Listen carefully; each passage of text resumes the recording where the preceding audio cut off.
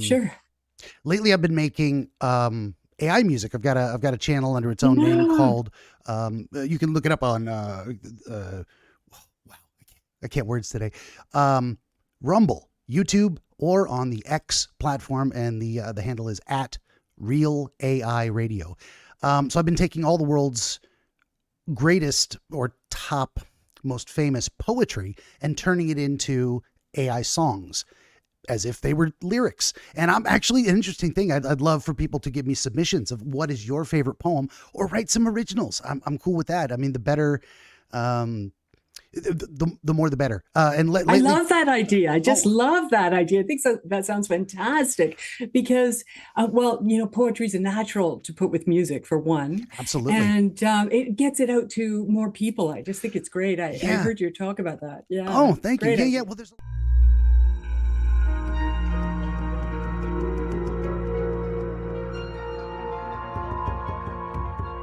Greetings, friends, and welcome back to another episode of Dreamscapes. Today, our guest dreamer is Kelly Watt from the countryside of Hamilton, Ontario. She is an author whose latest book is entitled The Weeping Degree, which was a finalist for the Wishing Shelf Book Award, and which has also been a bestseller. You can find her at Kelly Watt, with 2 T's, kellywatt.ca. We'll get right back to her in 2 seconds. For my part, would you kindly like, share, and subscribe? Always need more volunteer dreamers and viewers. Tell your friends, of course. I do video game streams most days of the week, Monday through Friday, 5 p.m. to 8 p.m. Pacific time. Sometimes I'll end and take the weekend, end on a Thursday and take the rest of the week off and start a new game on Mondays. Wait a minute. Kelly's recording. Good. Let me take that off the screen. Approve. There we go. Thank no, you. that's fine. I forgot to ask you. Oh, by the way, and this is a great chance. Okay, I'm in the middle of let me do my pitch and then I'll say that. So, this episode brought to you in part by ABC Book 18. That is my series, Augury, Bibliomancy, and Chaos: The ABCs of Dream Interpretation.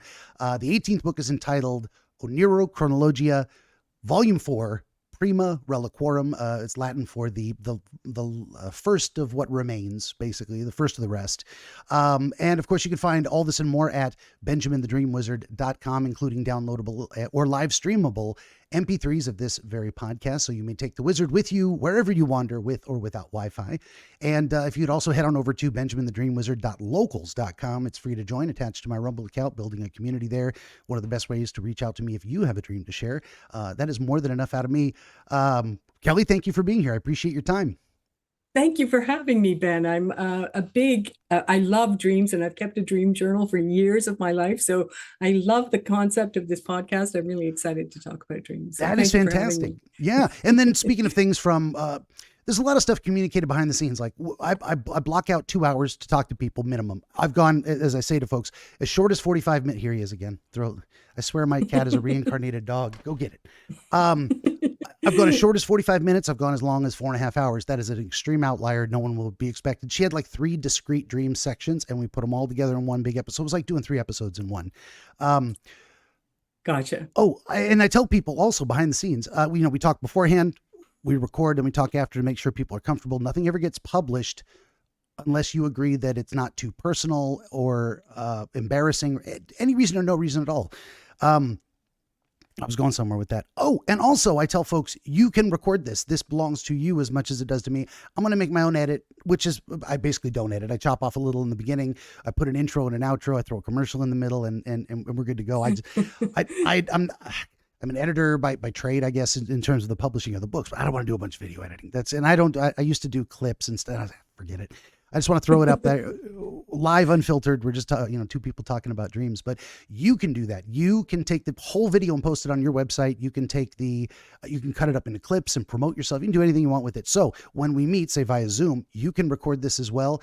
And even if I don't end up publishing it, but it's too personal, you have a copy. You can review our discussion, and I consider it all beneficial training for me. So never fear that you have to give me permission or you wasted your time. I'd rather not embarrass. This is not the Jerry Springer show. I'm not interested in embarrassing anyone. The Jerry Springer show of right? dreams, that would be terrifying. Call back to the 90s. Thank you for that. That's I really appreciate that thoughtfulness. Absolutely. Yeah. And I want everyone to know that too, because this is a handshake deal. Sure. But okay, that's enough. I'm going to talk a lot about me. I can't help it. I'm very, very autistic in that way. But we're here to talk primarily about Kelly. So, you want to jump into your book? I mean, what Sure. made you want to write it? What's it about? All that good stuff. Yeah, sure. So here's about this is my Oh working yeah, put it on the copy. screen for sure. And you'll see there's a clock on it. So time is a really important theme in the book. Absolutely. And it's a collection of gritty poetry and flash prose, short little flash prose pieces that reads a bit like a poemoir. And it's follows the history of a trauma as it transforms through time and healing from a wound to a gift.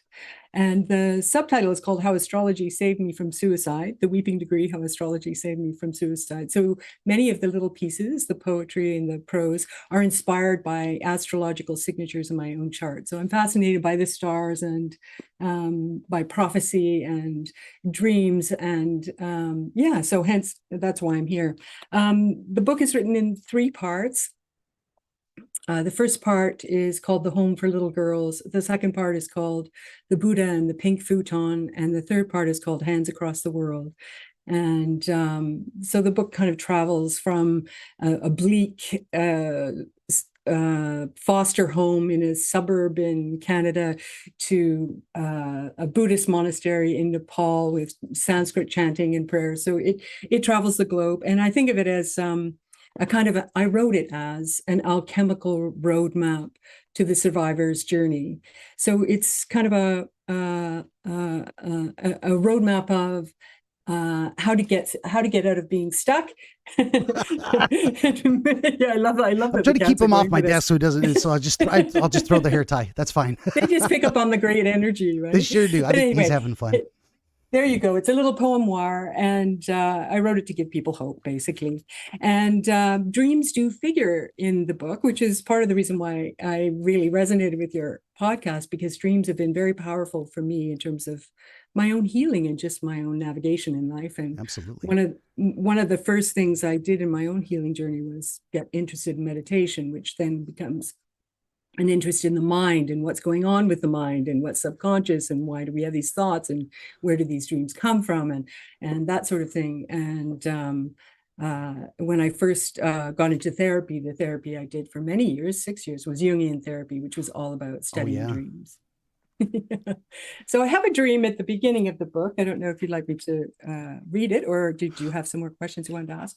Oh, I'm a terrible interviewer. We're just talking. I don't know. I don't know about questions. I don't prepare for anything. I'm a little bit better off the cuff in terms of that stuff. But I did have a couple of comments before we launch, and then I absolutely want to hear. I'll throw it back to you. Yes. In broad strokes, going back to the very beginning, your how astrology saved me from suicide type of thing. I am, of course, massively in favor of almost anything that saves someone from suicide.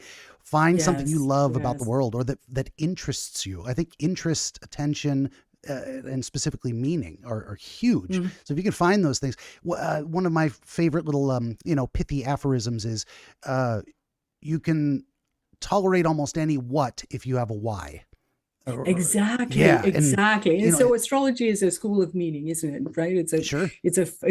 It's another form or another way of finding meaning. And what was powerful about finding astrology for me, and I'm not an astrologer, I'm no expert. I just happen to have a really close friend who's an astrologer. And sometimes I believe what he tells me, sometimes I don't, but often he's been right. And one of the things that was really powerful for me is that when I was going through a terrible depression in my life, I went to see him and he looked at my chart and said, well, this is difficult. So he didn't lie. Like, sometimes people would say in the old days, just buck up, just smile and keep going. I mean, sometimes we fall into a hole and we're just not capable of that. But he basically gave me advice: if you embrace this difficult path you're on, it will bring you gifts in the end. When Persephone goes into the underworld, she's trapped in the underworld for a period of time, but when she reemerges many years later, she comes with rubies and gifts. And that's the soul journey we're all on, whether you believe in astrology or not. That was very healing for me. It made me realize, there's some kind of order in the universe, even if I don't understand it. There is a natural move towards individuation and wholeness, and there's something I'm going to learn, I'm going to get from this if I can survive it. And I just have to keep following the guiding star, as it were. No, for sure. True north. Yeah, Yeah. yeah. And well, And that was helpful. there's a lot of people who maybe don't understand depression because they've never been through it, and that's understandable in and of itself. And for those of us who have, and actually, there's two interesting things. One is almost everyone has experienced suicidal ideation in one way, and it is the idea of, oh my God, I was so embarrassed I could just die. I would just rather have not existed than be having this physical, emotional pain in a way. And no, most people, they're not serious. They're just trying to describe a feeling. So there's no intent behind it. Fair enough. But for those who have, it's useful in the same way that it's useful for someone who's recovered from a drug addiction to teach others. They make great drug and alcohol counselors in a way, because they can see through some of the bullshit and the excuses, and they can say, look, I did it. Here's how I did it. And let me show you. So one of the things when I worked inpatient psychiatric for 20 years, sometimes I would say to people, I understand that you're feeling hopeless. You think nothing can ever get better and it's intolerably miserable and you want out. So what I'm here to do for you is, I know you believe right now that nothing will ever get better, so I'm here to believe it for you until you can. I love that. Yeah. It's like, it's a cliche, this too shall pass. But the truth is, I had a therapist once say to me, when you feel your worst, the moment when you're at your absolute worst, if you just allow yourself to feel it, feelings aren't facts. That's the moment that it already started to change. It's already started to change. It's that we resist feeling, the big feelings, and we're frightened that we won't get through them, right? No, for sure. He's gonna lay on the keyboard and stop the recording. I've lost one recording that way. I had a cat who passed on several years ago, but he walked on the keyboard and stopped it. A whole 90-minute, hour 45-minute, great interpretation. The guy was blown away and thanked me profusely, and no one will ever see it. It didn't record. Gone. Oh no! So you'll see me looking down. Is it still recording? Okay, thank you. But that's probably good for me to be a little paranoid. Go ahead. So I have a question for you, Ben. So were you working in a hospital setting or a psychiatric hospital? Yeah, definitely. In inpatient psychiatric. So when people say they've seen it all, I mean, yeah, pretty much. You do it for 20 years. You've run across at least every type of acute psychiatric distress, although it manifests, often you get the broad strokes are very similar between types of illnesses, but then the specifics are different for each person. But that's part of the training. I think that gave me the idea to step above and say, okay, how does this fit into the paradigm? And then where do we go from there? So I did my time in the ward for, when I was 15 as a result of an attempt. And the thing that disturbed me about it at that time was that a lot of the people were repeat offenders. They kept coming back. They didn't seem to get better. And so that disturbed me. And I went on an alternative route as a result. But things have changed, of course. There's many more modalities available for people now. There's so much more help. And there's suicide hotlines, right? Which you should tell people about, remind them. Definitely. You can pick up the phone. And nobody has to know your name or who you are. And it's safe, right? That did not exist when I was a girl. Did not exist. Yeah, and I think if you go to my about page on my website, on the YouTube and Rumble, it should have the numbers for the National Alliance for the Mentally Ill, NAMI, and the Suicide Hotline. I don't know what the Canadian equivalent is, or whether you can reach the American version. We have something called SASHA here in Ontario. So the Sexual Abuse Center for Hamilton or something like that. And they have a hotline. You just Google that name, and there's people 24 hours that you can talk to, which is just wonderful. I mean, I think it's great. That's actually one of the things I started with when I was in college for my psych degree. You had to get practicum hours, and practicum just Latin for practice. Are you practicing something? So one of them was a suicide hotline, and I would just, or at least it was a mental health referral hotline. It's like, hey, they gave me a little book and they said, if people call in, try and figure out what they need and get them a new number. So I did that for a little while, and you would just keep a phone. They gave you a phone. This was back. Oh, wow. I don't know if I was using my phone and they routed the number to me, or whether they gave me a phone. This was 25 years ago. I can't remember exactly. Close enough. But I did that, and then did the inpatient psychiatric thing for a while. So that was fascinating. Well, one thing to mention on that is, we would lovingly, mental health professionals, especially psychiatric hospital, EMTs, nurses, doctors, police, often military. We have a very dark sense of humor. We have to find the humor in dark situations. Otherwise, the alternative is it's akin to what I say. I think I made this up. I don't know, but life is a tragic comedy. If you can't laugh at yourself, it's just a tragedy. So the same thing, if you're dealing with tragic circumstance, if you can't find some way to boost your mood, you don't maintain. Those people burn out quickly and leave. So the rest of us are left behind. Okay, all of this to say, lovingly, we would call some customers frequent flyers because they would come back. Flyers, yeah. And there's a lot of mental health conditions that are extremely difficult to treat and successfully maintain. We get someone stabilized and they leave, and then multiple different reasons the stabilization fails and they have to come back. And it happens. It happens with depression, schizophrenia, bipolar. These are very hard things to, hard on the patient, hard on the family, and then eventually, also hard the on caregivers too. Yeah. And it's a process, right? Can be a very long process. I think some of the newer modalities that are coming out now will shorten that process. I don't feel like, I remember at the time that I was going through my own healing with the psychotherapist, I thought one day we will not have to relive all of this. We just will cut to the chase. Yeah. And that's true. I mean, I have friends who are psychotherapists who are doing all kinds of really cool stuff, EMDR and EFT and all of these different modalities, which shorten the suffering. But certainly on the hotline, you would have a really, a world's eye view of the suffering of humankind, right? Exactly. Yeah. And my hope for customers was always they never needed me, and that they were there as short of a time as possible, and that they never came back, if possible, for good reasons, not for the other reasons, not because they didn't exist anymore. That was tough. Sometimes I wondered if people were okay out there, and I never saw them again. I just had to say to myself, I'm going to choose to believe they're okay. That means what we did worked, and support structures was a big deal. I spent a lot of my time doing patient education, but with families as well, family education. And there's a book I would recommend to folks too as well.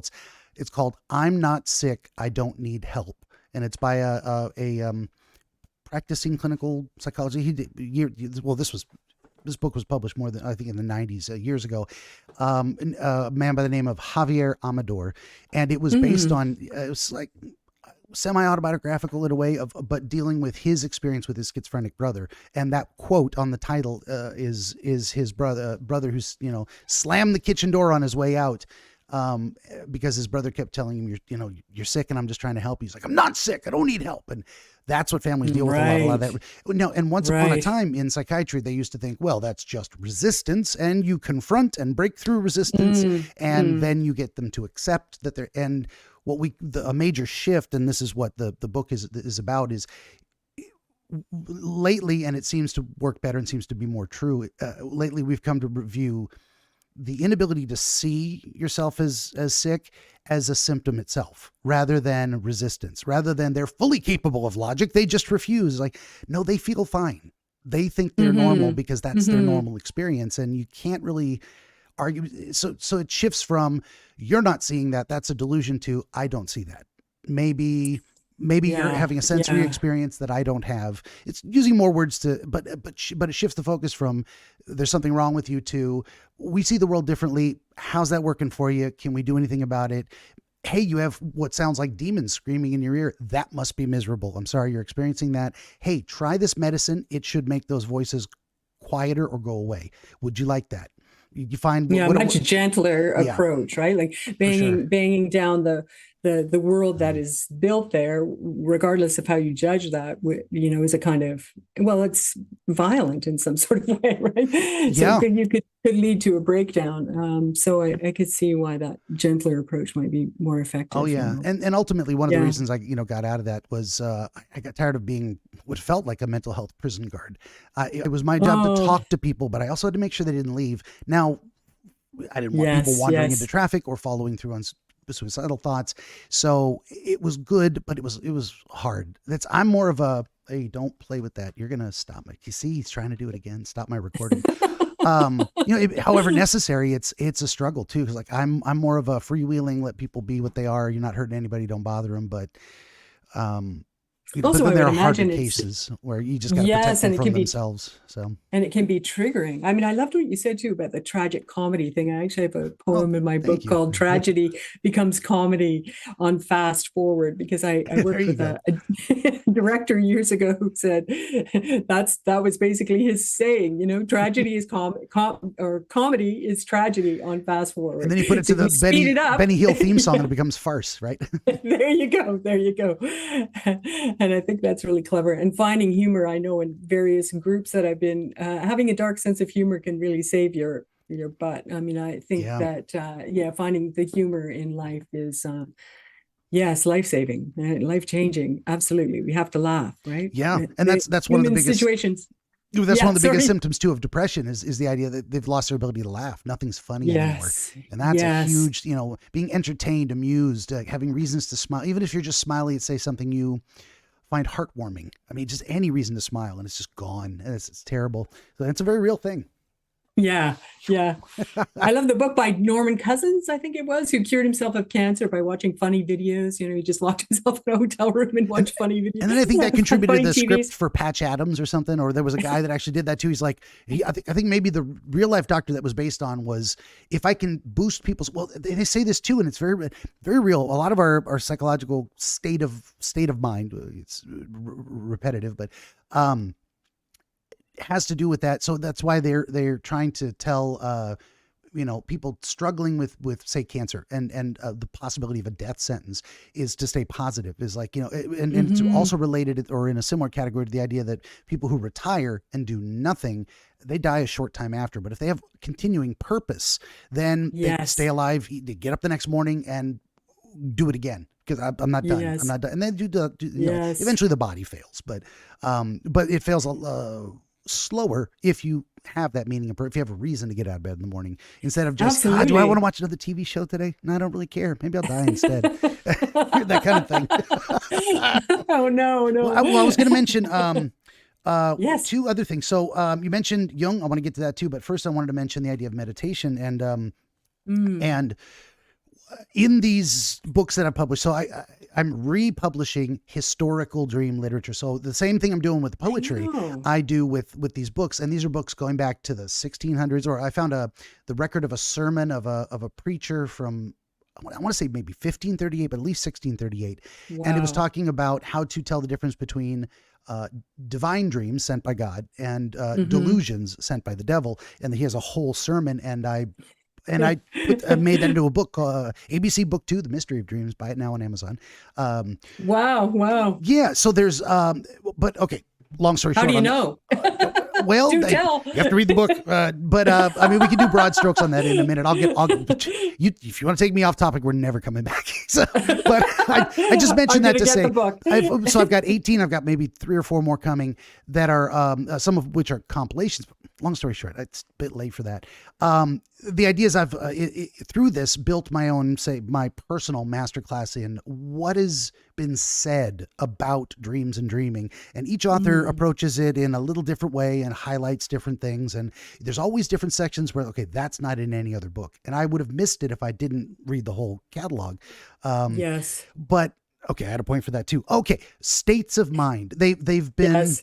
there's been a long history of trying to, so you go back to the Greek days, and they thought of dreams as being sent by the gods, and even Mm. conceived dream as a god. And so Oniros, where I get the title for Onerochronologia, I think I'm bastardizing Greek and Latin together in the same set, but I made up the word, so I do what I want. But Nobody knows it anymore. basically, So. yeah, Oniros, Chronos, Logos, Onerochronologia, the study of the evolution of dreams over time is how I conceived that term. Oh, Brilliant. thank you Brilliant. very much. I invented a word. It's a Yeah. neologism made up by me. I needed a I would title read for that my book. series. No, there's, well, if I'm just plugging my books, I should plug your, once again, this is our author, Kelly, or guest. She's an author. Her name is Kelly Watt, and her book is The Weeping Degree. So buy her book before you buy mine. But then get Thank around, but you. then buy all mine too. Um, Yes, buy them both. I have a trilogy called, or trivium of 3 anthologies. And then this most recent book is going back to that style and compressing basically a long article from the 1800s with 2 other complete books from the early 1900s, all in one volume for like $15. So you want 3 books in one, you buy mine. Wow. Okay. It's probably so Real, fascinating, though, to see how people's take on dreams. I mean, it would always reflect the society that it's been written in, it wouldn't surely it? is. And it would be fascinating to see how it's changed. Oh And yeah. Well, we've gone yeah, from dreams are sent by the gods to dreams arise from a moldy piece of cheese you ate before going to bed and disturbed the humors too and much sent sugar, vapors to the brain, all that good stuff. Or almonds. There's been authors, almonds. right? No, there's been authors who credit their work to dreams. One of them was an early Gothic horror writer. And another one was Robert Louis Stevenson. He said little brownies would come, little people, and act out things, and then he would just write a book based on his dreams. So it Yes, never hurts to pay yes, attention. yes. Follow your dreams; they know the way. Is a phrase I love. All of this to say, the evolution and so different states of mind. They've been examining that, and that's shifted philosophically over time. And so it's really in the late 1700s, early 1800s ish that we started to get the conception that there's such a thing as states of mind, and that relates to Mm, studies of religious trance, like whirling dervish style meditation mm, from Eastern disciplines, but also related to daydreaming. I mean, and we have what we call the imagination, and some people don't know yes. the roots of words. Um, the root of imagination is, of course, image. It is seeing with the mind rather than seeing with the eye.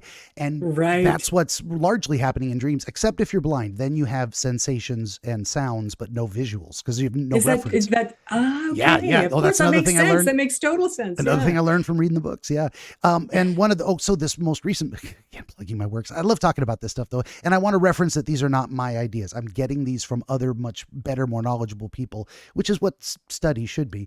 Um, but there's in the most recent book I just published is a book called Children's Dreams, and it talks about blind children discussing their dreams. And there's a difference between if they had sight and lost it at a certain point, or if they never had vision ever since birth. And there is a difference. So our dream Wow. images, sensations, emotions, experiences are all based on our physical capabilities.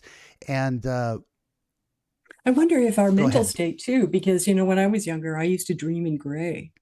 Oh yeah. And it was almost like there was an absence of color in my dreams. And that's Like, that's common actually. Most people never is it? mention color when they talk about their dreams.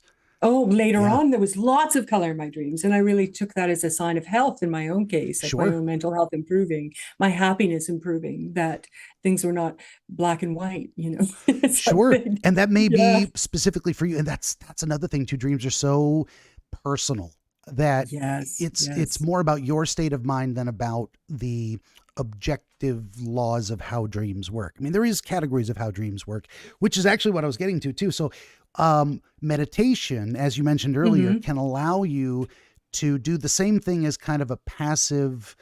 It can serve a purpose of like a hypnosis. You can put yourself into a trance through meditation, which then quiets the active attention to creating new thoughts and focusing on things, and it just says let's see what's there, let's watch the stream as it passes, and Mm.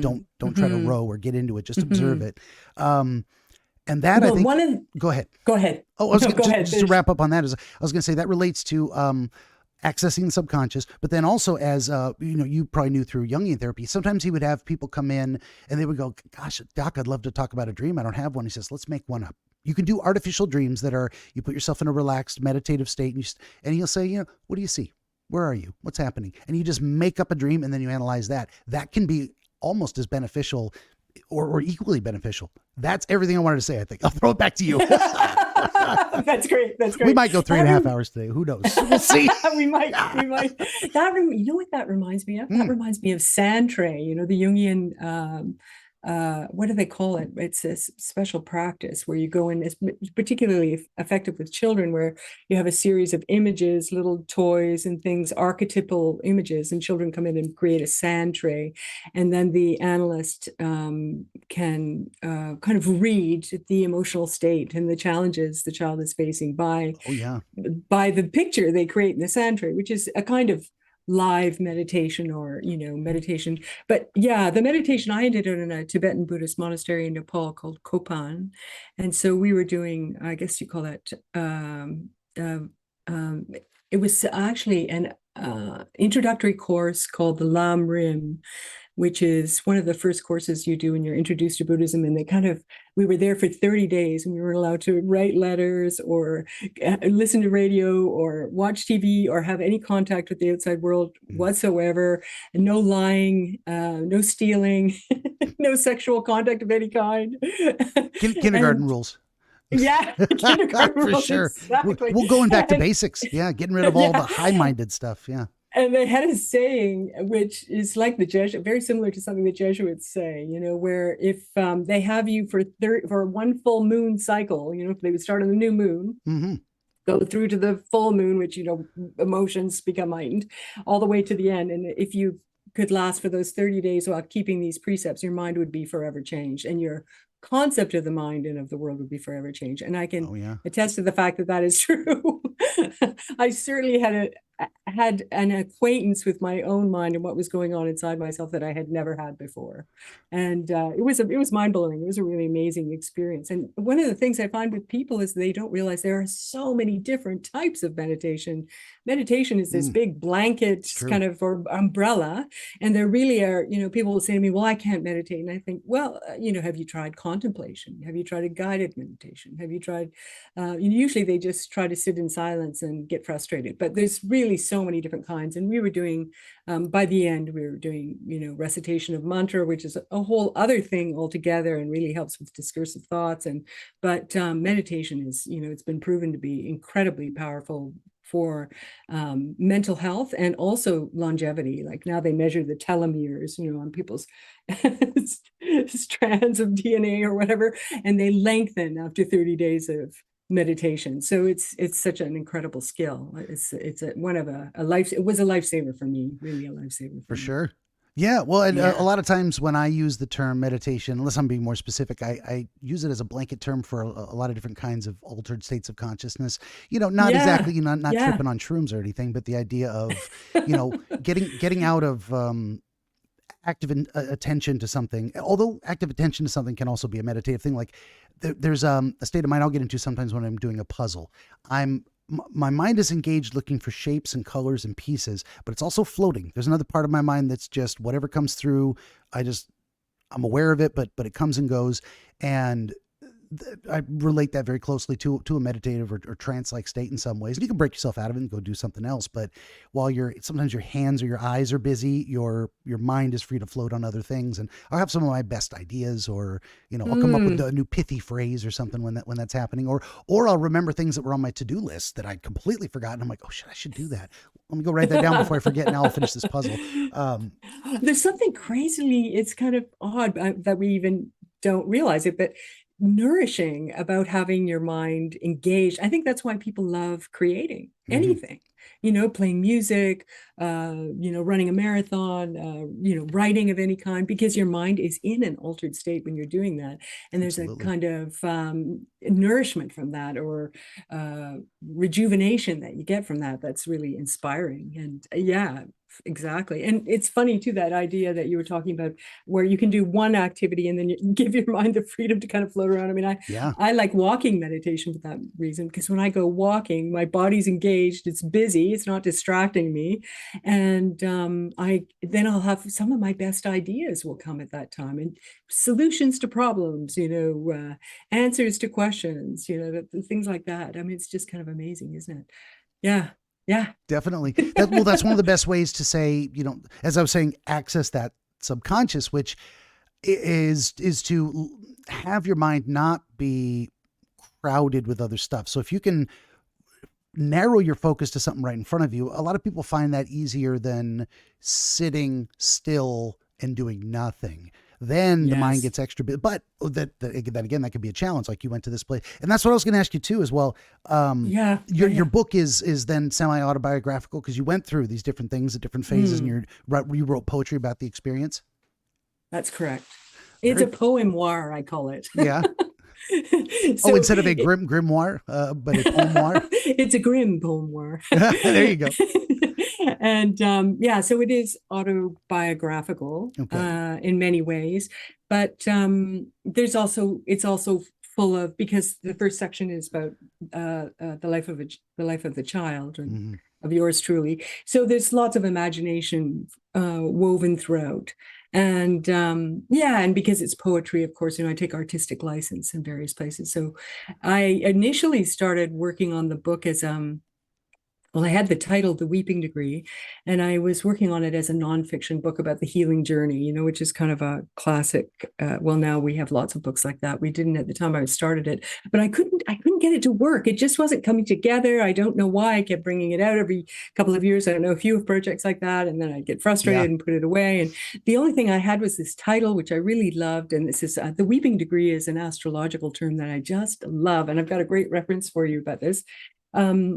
It refers, when you look at an astrological chart, it's like a pie for those who don't really know, right? And it's divided into these various planets and houses. And each house has degrees from 1 to 30. And from 28 to 30 is considered the weeping degree. And what it means is it's the point where the energy of that house starts to fall apart. Like your dreams go awry, you make plans, nobody shows up, your relationships fall apart, things flounder before the new beginning happens. But the good thing to remember is that the new beginning is about to happen. And this is what has to happen before you have the new. You have to get rid of the old. And we've just recently, my friend who's the astrologer, Michael Zizis, he's in Ontario as well, called me the other day and said, Kelly, you've got to realize the weeping degree is happening right now. Just a couple of days ago, when the peace accord came out in the Middle East, the planet Venus, the planet of love and friendship and all good things, was in Virgo in the 29th degree. So it's not always bad when things fall apart. Sometimes war falls apart, which is a really great thing. There it was. He was saying, here's an example of a real positive manifestation of the weeping degree, But getting back to the book, I just had this title. I just loved it because I thought it's just so relatable. We all have periods of time like that in our lives. You cannot go through life without going through a period of time called the weeping degree, where things fall apart and you just have to let go. Absolutely. So I had that title, and when the pandemic came, I was really kind of, like a lot of people, it was such a sad time, watching people die on TV every night, not being able to go anywhere. I have to say, as an introvert, I didn't mind not going anywhere. It was same. I just needed it. I actually wanted to go less places. I'm like, oh, this is fantastic. I'm not getting invited. In some way, that's what a terrible thing to say about the COVID years, right? But that was also when I shifted into and started this about 2019, early 2020. Did you? See, pivot, right? And I joined up for a series of poetry classes with an American poet named Judith Hill, who teaches in Colorado and San Miguel de Allende. And we had a wonderful time. It was this amazing time. I joined a class called Manuscript Plan. And I said, Judith, I don't have any poems. I haven't written poetry since I was 17. She's like, hey, don't worry. You'll just be. And because I had that pressure to produce, sure enough, all those stories from that time, the weeping degree, started to come through at that time. And it was, I think, pivoting at that time during the pandemic was really important for a lot of us, and it was its own kind of weeping degree, that period of time. So that's how the book was born. Really, I wrote it during the pandemic in that time, and it felt that it needed that form. It's like sometimes you have to change form. You've been doing something one way for a long time, and creatively it's good, I find, for myself anyway. Shake it up, do something different. Absolutely. So that's how I ended up with this collection of poetry and flash prose. And I love that form now, especially like those tiny little stories. And I actually teach a course on it called Finding Your Epiphany, which I think is really fun for people. Yeah. Very cool. So anyway, there you go. Yeah, I was definitely going to ask you about the idea of, okay, so where did that title come from? What does it mean? That's a great explanation. Yes. I was also going to say I like, and I think it's very true. So this is one of the reasons I like it. The idea of the cyclical nature of things, time, events. Yes. They say, history doesn't repeat, but it rhymes. But everything old is new again. Fashions come back. We're getting back towards bell bottoms probably after 50 years. It's something like that. Oh no! That kind of shag carpets. No, yeah, I'm going to pass on that one. I'm going to keep the hardwood floors, or like out in my garage here. It's just that concrete paint you put on things, and I threw a couple rugs down. So. That works too for the idea of so we've got the wheel of astrology. We've also time and which is a fantastic series of books you should read, much better than the Amazon. So don't let the Amazon series fool you. The books are amazing. I would read those and not watch the series. Unfortunately, I tried. I'm like, oh, this is so bad. But anyway, long story short, hey, if you've never read the books and you don't care, watch the Amazon series, whatever. I watched all the Harry Potter movies and never read the books. I'm getting way off topic. Wheels, cyclical nature. Wheels. So there's also the yin yang, which I regard yes. my wizardly interpretation, so to speak. Take it. I'm just a crazy guy on the internet who thinks he's a wizard. Take that for what it's worth. But I think that's one of the oldest names for God in a sense. Before when we were pre-verbal, even when we could make monkey sounds, over way more than 350,000 years ago. I think we had symbols that represented ideas. And one of them was, there's two sides to things. There's an up and a down, a night and a day. And we started evolving these ideas. Our ideas evolved as well as our, mental capacities. Long story short on that one. The cyclical nature of things is, so we get phrases like this too shall pass. And that is powerful, and we get it. Okay, even suffering is temporary. However, the other side of that is this too shall pass, but it will probably come again. So it will return, and that's the thing throughout. And they talk about that in astrology. These same themes will reoccur throughout your life with a different manifestation every time. And that's both good and bad. So if you apply it to suffering, realize that suffering is temporary and it will end at some point. But you're probably going to suffer again because it's what we do. But also and then that's the upside. The downside, in a way, or vice versa, in both, is if you're in a happy moment, this will be temporary, but you will also be happy again someday.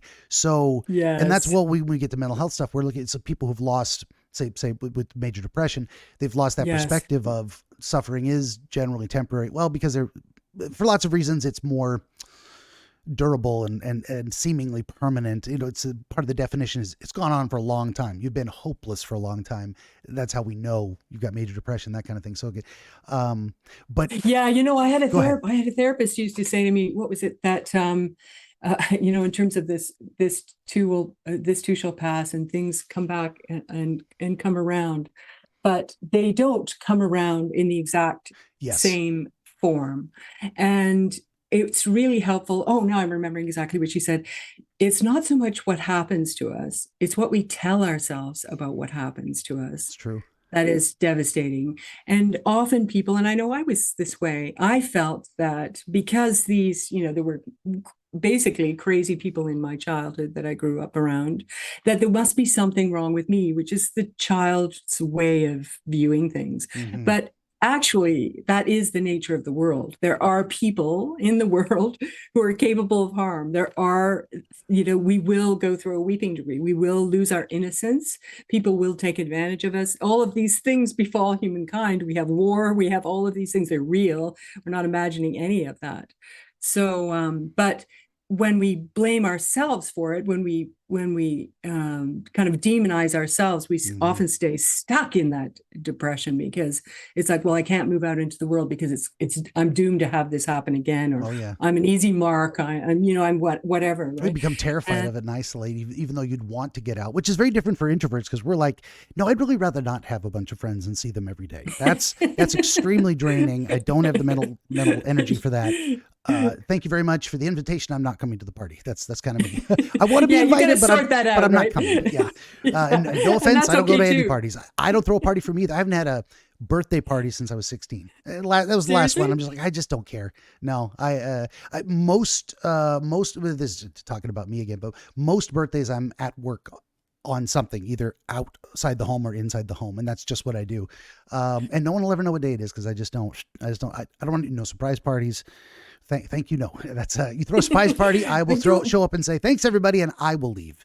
So don't. But don't you think Zoom is a gift for introverts? I mean, I love it because I love to talk to people actually, especially if we're talking about something interesting and it's not just chit chat. Yeah. I love that. Yeah. How's the weather? But I also like it where we're going to talk for 2 hours and then we're done. Thanks for coming. I don't have to talk to anybody for the rest of the day. And it's not awkward at all. It's just, no, for and you don't have to leave your house. I get it. Yeah. I get it. Well, getting back to our, to the discussion, generally the cyclical nature of things is I like a lot of these spiritual traditions and philosophical traditions because they teach things where people can go, my experience is not abnormal. This is actually normal for the Mm, human condition. I'm yes, not bad and wrong. This happens to exactly. everybody. And Yes. then, okay, yin yang too. I'm always looking at the balance of opposites too. We can also find out, okay, some things are our responsibility in a way, and it's not Yes. always Yes. fair. You got to figure out what to do about bad situations, or you got to correct your own behavior sometimes if it caused a bad situation. Sure. And Sure. either which way, I like to tell people it's better to act as if you are responsible for the bad things that happen to you, even when you're not, because that is at least empowering. There's something when there's nothing you can do, you're purely a victim, and you can be victimized anytime, all the time. But if there's at least, I would rephrase that. I oh, would say fair that enough. what you're responsible for, this is kind of like the whole discussion of karma, which, gets people really upset, right? Mm-hmm. I don't think of karma as punishment, but Nope, I nope. just don't go there. But the idea that you are responsible for healing that. Sure. So, so whatever you need to do to heal that, to transform that, to transmute that into a positive, like your defects of Definitely. character to a strength, that's your work in this life. I think that's my work. Yeah. So some of us, it's not fair. Life is not fair. We look around, we can see it is completely unfair. And I mean, some people get a really raw deal in life. It's really true. So many people do not have electricity in their homes right now as we're talking, and we're on Zoom. Yeah. So yeah, this is real. This is reality. It's not to whitewash that reality, but I see that as my job to heal that, because it's not Definitely. that you get the wound. It's not that the wound itself gives you the gifts. It's the healing of the wound For that gives sure. you the gifts. Yeah. Yeah. So And yeah, that's the that journey, I goes, and think. I don't mean to say people should consider themselves at fault or blame themselves. That's a Mm, different shade of mm. meaning. So this goes all the way back to my broadly, I'm an agnostic, atheist, deist ish. And those all three Okay, people go, okay. that doesn't make any damn sense. If I explain it to you, it would, but it doesn't matter. I think, and I think we come around again. I do think we've been here before. I think our spirit energy is so reincarnation, Oh, basically interesting. past lives. Okay, yeah. And I think we've chosen the life we're living, and people call it karma. It's Mm. based on our last life. I think it's we leave whatever this is, and we go back to the great everything, and we can kind of reflect on it and say, oh, look at all those things. Look at all those missed opportunities in that last life. I'm going to give myself Mm, another chance to learn mm, what I should have mm, learned, because I'm not getting it. There's something I'm not mhm, understanding. mhm, So in a mm. way, I think, at the root level of it, we're responsible for having chosen some of our suffering before. Now that doesn't mean you deserve it. It doesn't mean you did anything wrong. No, But I no. think there's a responsibility. That's kind of what I mean by responsibility. Like we chose Yeah, to suffer this way. Like, well, I fuck get me. I it. I wish get I it. hadn't done that to myself, but we kind of did for a reason. And that's a tough sell to people who've been through horrible things of like, you chose this. And I don't want to force that on anyone, but um, your beliefs are I your hear beliefs. you. Yeah. Yeah. And it doesn't, yeah, like I said, it doesn't mean that a victim is responsible for what someone else did to them. They didn't cause it. That's not what it is.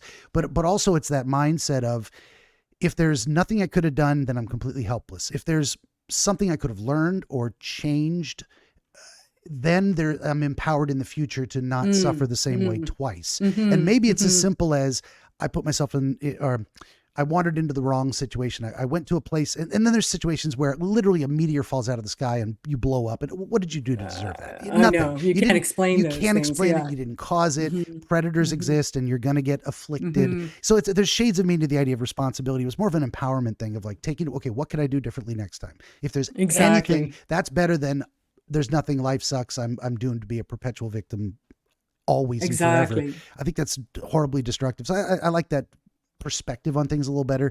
Yeah, yeah, but I don't want it to be Yeah. misunderstood as, well, this is your fault. No, no, no, no, no. That's not what I mean. I get it. Yeah, I yeah. get it. I think I'm somewhere similar. One of the discoveries for myself in writing the book was that if some of these really painful experiences in my early life had not happened, I would not have gone, to India. I Mm, would not have gone on this long journey. I would not have gone seeking. I would not have, it sowed seeds for gifts later on, which is hard to accept. I mean, I find it very hard to accept that I would have accepted this lifetime, but I do believe too that we're on a soul journey mm-hmm. and that we come back to heal things in the world also, in ourselves and in the world. And Yeah, that can be a really challenging assignment for some, let's say.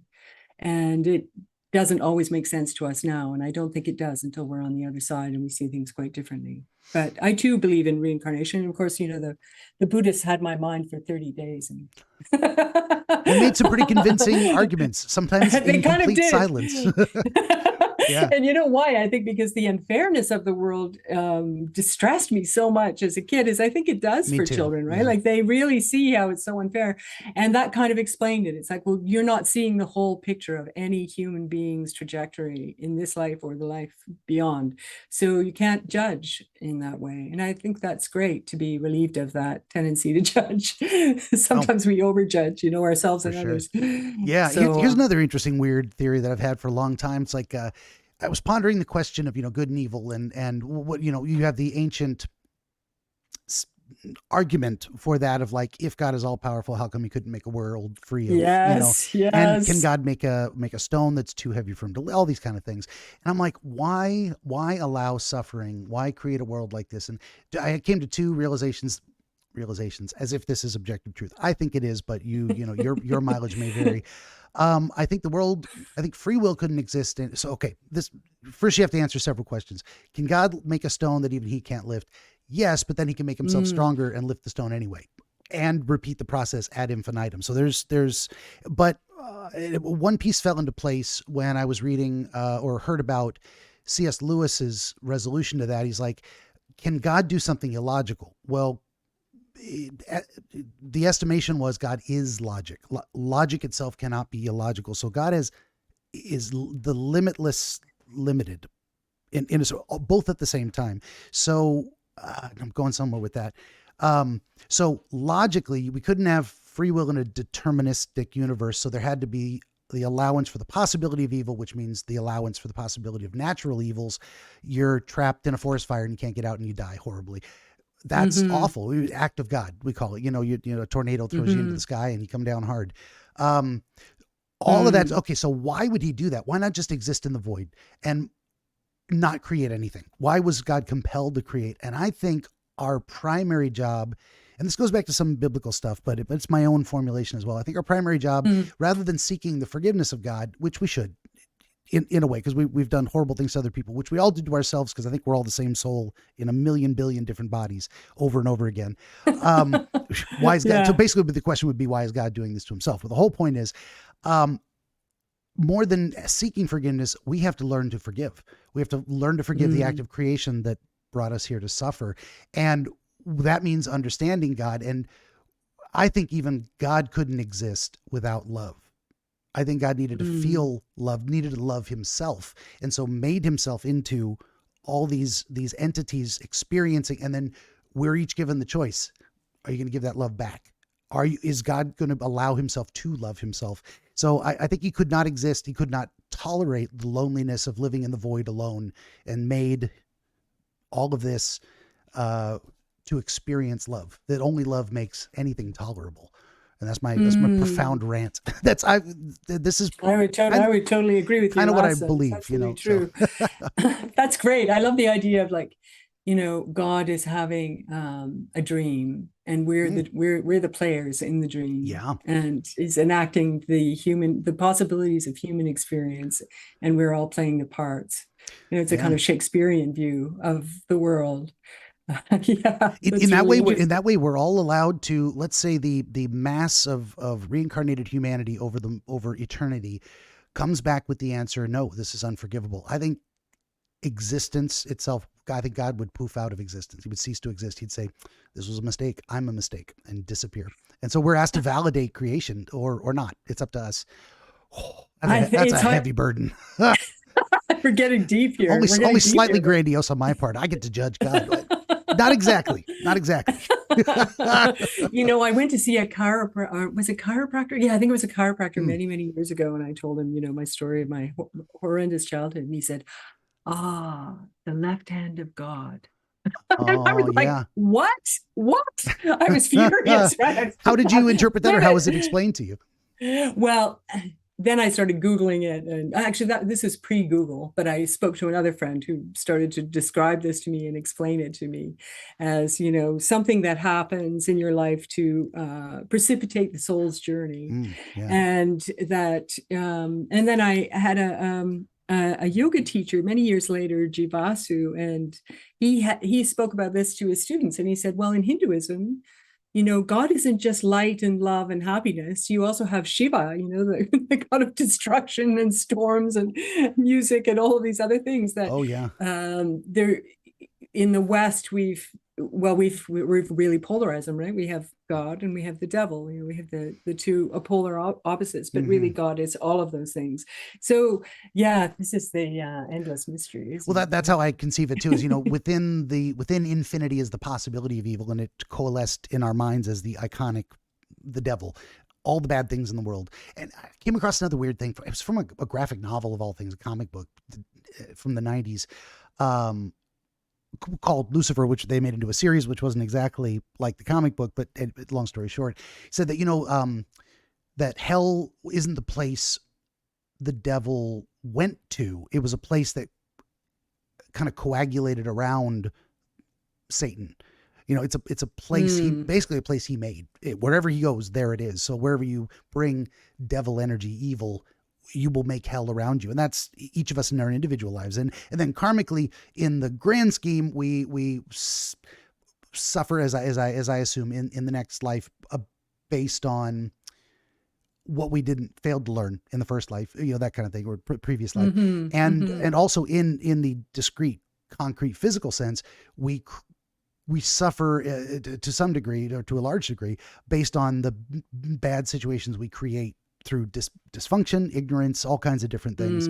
But there was a couple of things I was going to say is, you talk about the left-handed God, and the first thing that popped into I wanted to get your understanding of it first, but I think it's in the Bible, is the Lord giveth and the Lord taketh away. And taketh away, left hand, right hand. But also, sometimes what he taketh away is the contentment and comfort, like and one of the stories that was that Abraham, he got called to adventure when he was like in his 70s or 80s or something. He's like, hey, get out of your comfy life living in your parents' house and go have an adventure. So that sometimes the taketh away is the comfort, because no one changes anything until what they're doing is not working anymore. So if you found some discontentment that motivated change, I got to get out of here. This is even boredom. Boredom is fantastic in some ways because it should be a motivator. I'm bored. I need to do something.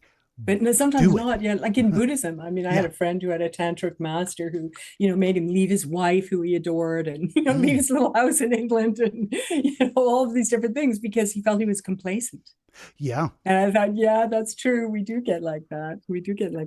I have a poem I want to read to you. Yes, an hour later we're going to get back to. I meant to throw it back to the poem, but I didn't write it down. So please tell me. No, this is part of our theme. So this is called Sun Quintile Chiron, which is Chiron is the healing planet. God speaks to me in dreams. And this is a poem about the little girl in the story, of course, who was based on myself, finally leaving the home for little girls, the foster home, which has been a really unhappy place. Long after I have returned home, I have a dream where the voiceless voice of God speaks to me. This is the true beginning of your life. Forget everything that happened before. Today, you are reborn. I am only 7 years old and do as I'm told. I will not remember those drizzle gray days for another 2 decades. Where does it come from, that voiceless voice? How does it speak without making a sound? How does it know my name, know me, my birthday, my destiny, my inner thoughts, the sad songs I sing on the swings at the home for little girls? How does it know the beginnings and endings of all things and still not protect me? Nice. It sounds like when you were younger, you were also struggling with some of that. What is the nature of evil? Why do bad things happen to good people? How do I read exactly such a brilliant book. I forget where I read this, but somewhere. Anyway, the point the psychologist was trying to make was that one of the things that happens when people experience violence or any kind of tragedy in their lives is a loss of faith. It's almost always followed by a loss of faith, because they have to recreate the order of the universe in their own mind, a world that makes sense to them with this new experience. And that was certainly, my seeker's journey. I couldn't believe in I had real issues with the idea of a God who would let such terrible things happen in the world. Oh, yeah. And I needed to find some kind of belief system that could sustain the experiences I was having. So I think it's inevitable that we go on that kind of a journey as a result. Absolutely. So yeah. And of course, it's a worthwhile journey to go on. And I don't know. I think it's very much a core tenet of what we've discovered in psychology, focusing more on the practical application, can we prove it side of things, but also has deep roots in religious and spiritual traditions. The idea of the healing journey, or getting beyond blockages of bad things, victimization and stuff, is transforming pain into progress or purpose. And the degree to which we're able to heal is the degree to which we can find some way to move forward, or find meaning in that experience. And it isn't, yes. and there's a yes. It's tough to tease out sometimes, because again, it gets back to what I was saying earlier about responsibility, but the idea of, you're not meant to say, so a lot of the snarky folks will say, oh, well, if bad things happening is good, why don't we just do bad things to everybody? No, it's not like that. It's not like that. Bad things are going to happen. You don't have to, please don't make more bad things happen. That's not going to help anybody. But you look at bad things that happen, or struggles that you go through, difficulties, and if you can't find a way to draw meaning from it, it's just a negative lump of dark energy or whatever, it's sitting inside you, festering.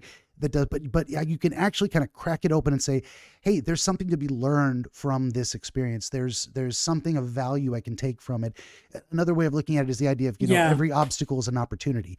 And yes, that doesn't mean not just random chaos. Yeah. And if you don't find meaning or purpose in it, then it is just random chaos. But if you can find something and use that as motivation, or meaning, or to create some manner of use it almost like pushing off the wall in a swimming pool. It's like, if you can run head first into the wall. Well, you can't swim that way anymore, but you can flip around, put your feet on it, and push off it and keep going. I just made that up. I love that vision in my head.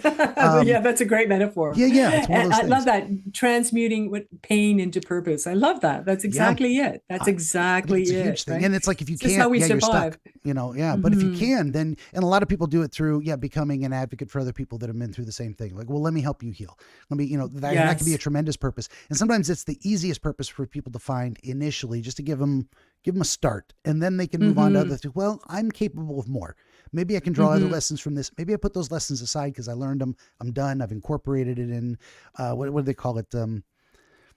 Integrate the trauma in a way, but which is not to validate the trauma or to endorse it. It's integrating. What does this mean to me, and how what were the lessons? What were the lessons I got from this? What did I learn about how to survive as a result? What skills did I have to develop in myself in order to move on? Yeah, like there's different levels. It's kind of a spiral, right? There's that theory of spiral healing, and there was a period of time in my life where I got involved in activism, and I actually went with a group of women to the UN in New York to speak on violence against the girl child. And I found myself here in the UN, with like 6,000 people all coming together. And these were all people doing altruistic things for the world. I mean, I'd never seen such a thing in my life. I was so, to this day, I get a rush when I say it. I mean, it was just so moving that we see so much bad news on the news that we think the world is full of evil people, but the truth is it's also full of ordinary people trying to do the best they can. And here was a group of people who were extraordinary, making an effort to try to make the world a better place. And I found it at a certain period in my own journey really powerful and healing to pursue that. And then after a while, I found telling my own story, particularly going over the really difficult parts, was just re-triggering and exhausting. And I needed to leave it alone. Yeah. And, and then finding a new form, poetry, exploring something, the beauty of language, something completely different is another way of transmuting in a very different way. So poetry is a great way to also to make sense of it. Because if you can't understand something, you can't really get past it either.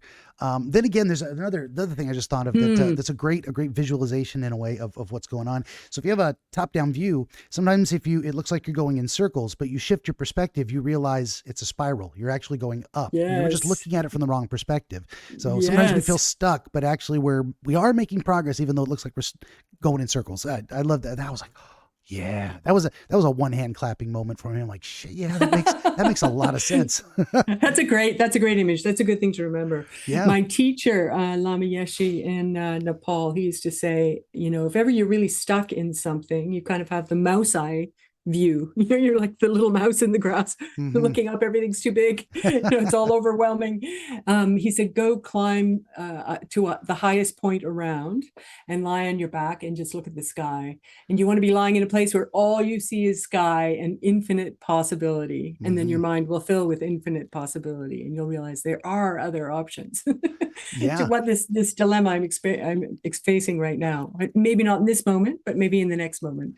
And I thought, oh, that's beautiful. That's a beautiful. No, it really is. Well, right that's a very therapeutic act. Isn't it?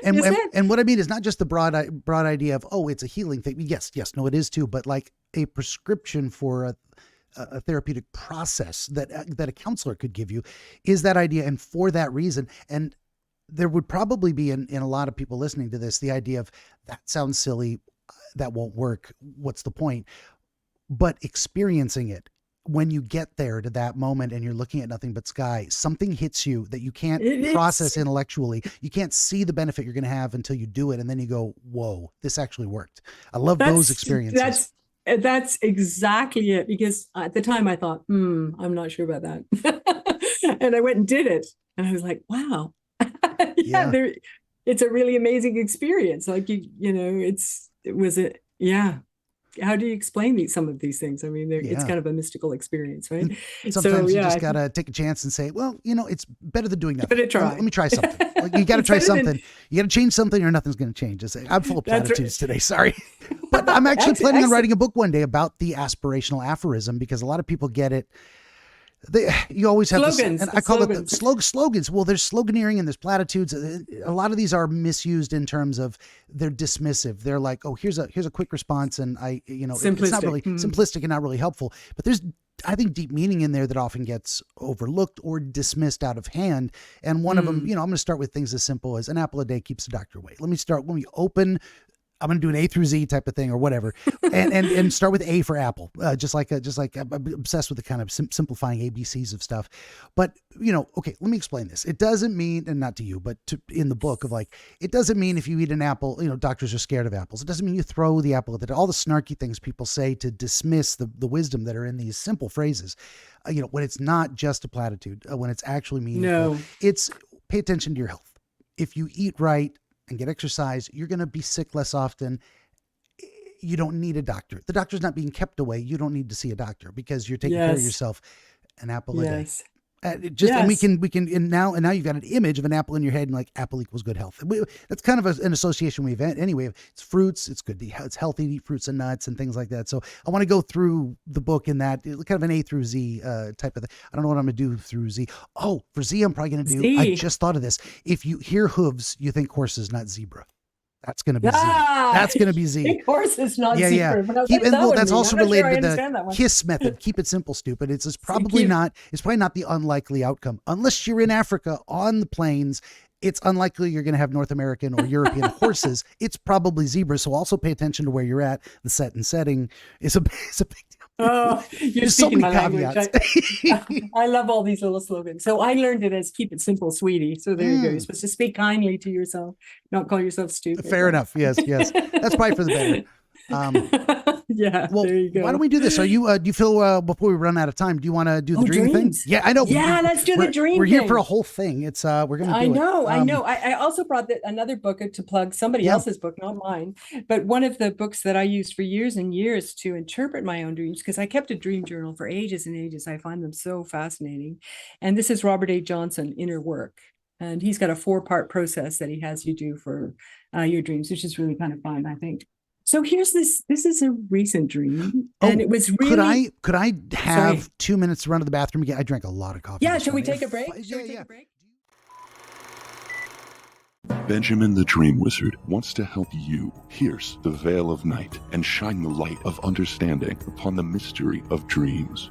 Every episode of his Dreamscapes program features real dreamers gifted with rare insight into their nocturnal visions.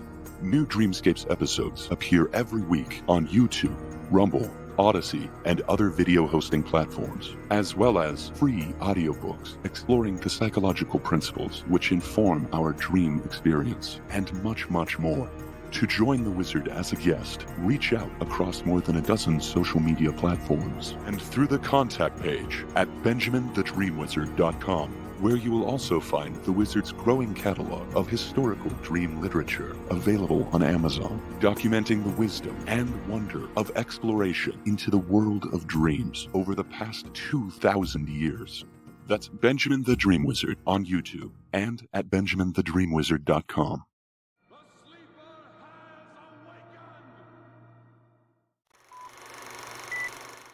Here we are. Hello, here we are. Sorry about that. It was longer than I expect. I got a text from my mom. Had to text her back.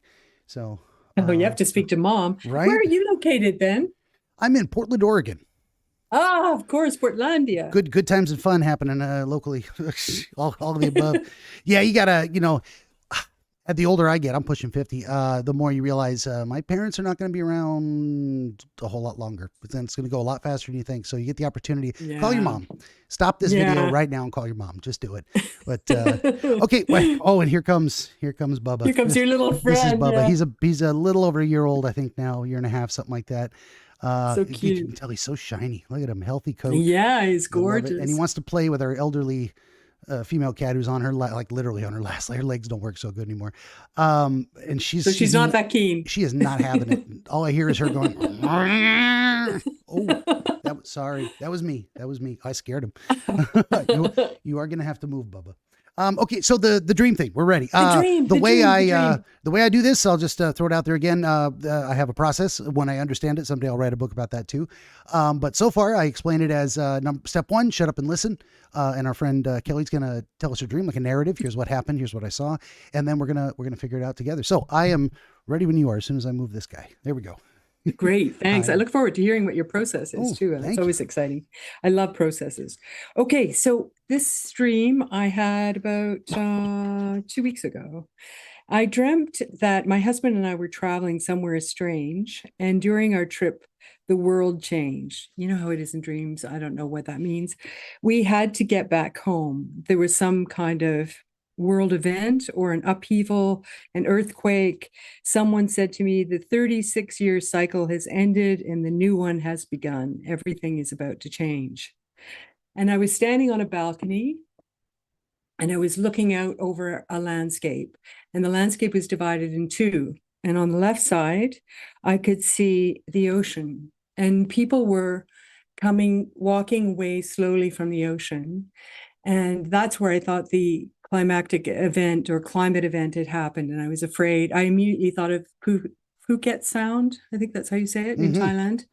And I thought, oh my gosh, if I was down there now, I'd get swept away by the tsunami that's about to come, and they're not walking fast enough. It was the one thing that I thought.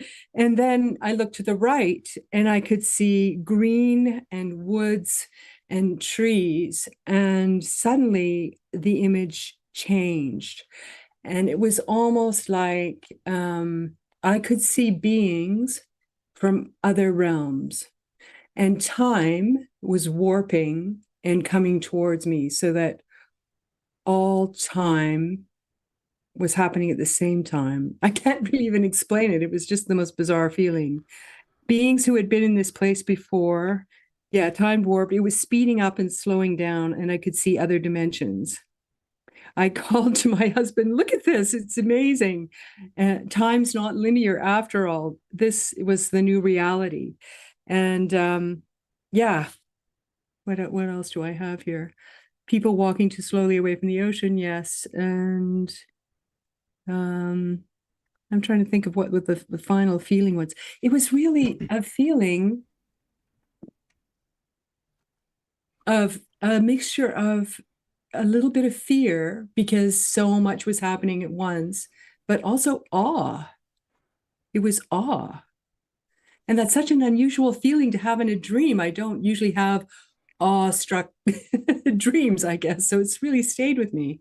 And in terms of a context, I know Johnson talks about this. I was actually editing a book that I wrote many, many years ago that I never actually brought out or showed to anyone. And it was about walking the Camino in 2008, which I did to try to get sober, actually. In the path on the right, I said there were these two landscapes. One was the ocean, one was the path, was the Montes de Oca, which was a part of the path that I walked where the Basque had their one of their last standoffs, and they were slaughtered, like hundreds of them.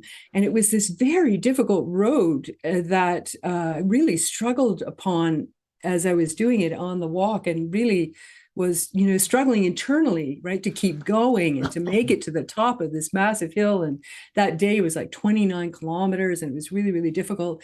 And it was almost like I was reliving that part of the walk on that right-hand landscape.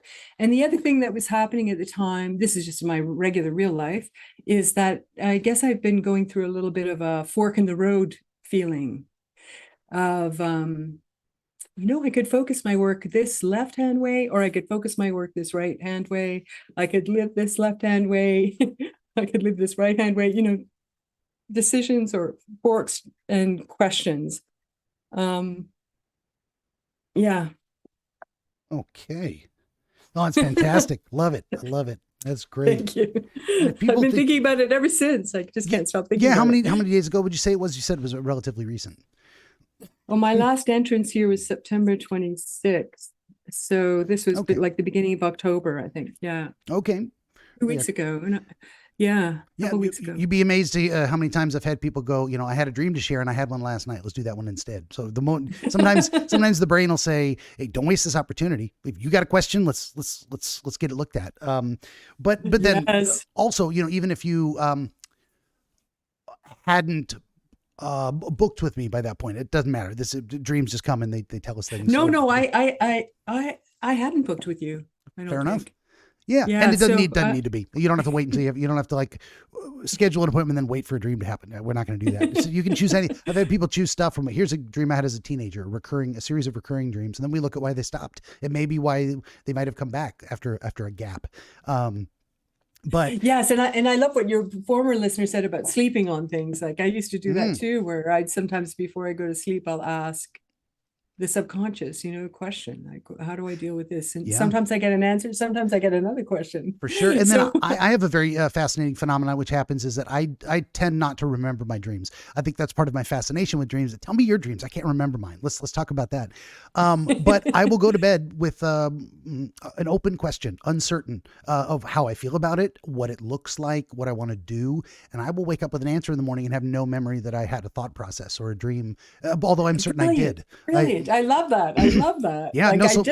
For me, sleep on it is not just give it time. It is also, but it's literally physically go to sleep. Sleep on the problem, and hopefully an answer will. And actually, the books, many of my works of historical dream literature available on Amazon, are replete with stories of that, of people who, the inventors of things. It was a guy who made some kind of a mechanical device, and he couldn't figure it out in his waking mind, staring at the drafting table.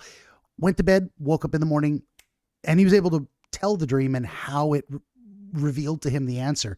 And that's all our brains do. It's problem solving. It never stops. It's always processing Absolutely, something. absolutely. I totally believe in that. And I've had that with creative projects where, I'm thinking, do I bring in this character? Do I do that? What do I do with it? And I'll wake up in the morning and it would be like, no, that character's got to go. Like it just be, yeah. It'll be so clear. Or you realize some action you wanted them to perform is out of character. And you're like, oh, that's not them at all. They would never do that. No, but it didn't, exactly. it didn't make sense until you had some nocturnal vision that you may or may not remember, which is great. What we think of as dreams are here's what I remember. But I think we dream all night long. I think that's been proven by science too, is we don't just dream in REM sleeps.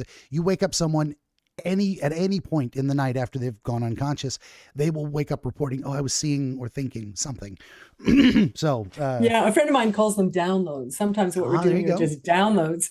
Yeah, exactly. Or in a sense, from the great subconscious. That too, or in or uploads from our own subconscious into consciousness, into that. Yes. There's one gal who talks about it as the twilight between the subconscious and conscious attention. And that's where dreams tend to occur, is when those two are in some kind of a communication deep enough we're asleep, but still receiving messages from that place where it's I think of dreams as more the raw, unfiltered stream of consciousness. And sometimes we get something useful. We can fish out of the stream in a way. I love like analogies and demonstrations like that. So it's fantastic. You gave me the additional context too, because that is actually important. Well, in terms of when I start doing, when we get down to actually doing it, which is what we're doing right now, and the discussion around it is also part of the process. I can't explain it, but I can do it. It's one of those intuitive things. And I got one of the viewers in my video game streams calls it, when I'm trying to solve puzzles in a video game, so what is your wizard's intuition saying? I'm like, oh yeah, I can just kind of, let me try some crazy stuff. And oh, look at that. It worked. Wow. You just need to look at it a different way, the spiral to the circle way. Anyway. But if you told me to explain what I do, I can really only demonstrate it. That's why I say, as soon as I understand it, I'll write a book about it. Then I can explain it. But part of it is, a lot of times we'll go through the dream first and then come back around to, okay, what was happening at that time in your life? Then we've primed the pump in a way to say, okay, where are these themes repeated? But we actually now have it a little bit in advance. You were pondering the general concept of taking different paths, a fork in the road, and and certainly the idea that that reference occurred to you is probably significant. So you've done enough pre-analysis and contemplation to pull some themes out and say, well, at the very least, and broad strokes, that's exactly what I was going to say. You're looking at two different things. So you're literally at an elevated position looking down. We already know that's important to philosophical things you've been told and internalized. So that's why if someone is explicitly Christian, we're going to look at it more through a Christian lens, or if they're explicitly Buddhist or whatnot, that's going to inform how their thought process works. So, you're at an elevated position, which is a great place to evaluate things. You're looking at an ocean and a disaster, and you're looking at a forest and beings and the perception of time. So those are going to be, if we're conceiving it as a fork between two different paths, or at least two different ways of looking at something, two different ways of understanding something, we got something going on there. Long story short on that, we can actually do it in reverse and say, okay, what was happening at the time? Okay, now tell me the dream. And we can see if we can find relation to it. And I think we can. I think you've already decided in your own mind that there's some connection there. So we'll definitely run with that. What do we got here? Traveling with your husband. So that's the very beginning. And where were you traveling at the time? Did you have a sense of? We're supposed to go to a wedding in a couple of weeks. So I kind of wondered if it was a premonition in some ways, but I've had. Is it on the coast or in the forest? It's in Mexico. It's on the ocean. Yeah. It is on the ocetion. Okay. That may have spurred part of the location reference. Maybe. It could. Yeah, that could be it too. Now, what I want to know, if you go to this wedding and there's a tsunami and you're at a beach and you're standing on a balcony and you're like, oh my God, this is my dream. I want to hear back from you, because I can't. No, if you were to ask me right now, is this going to happen? I can't tell you. I have no idea.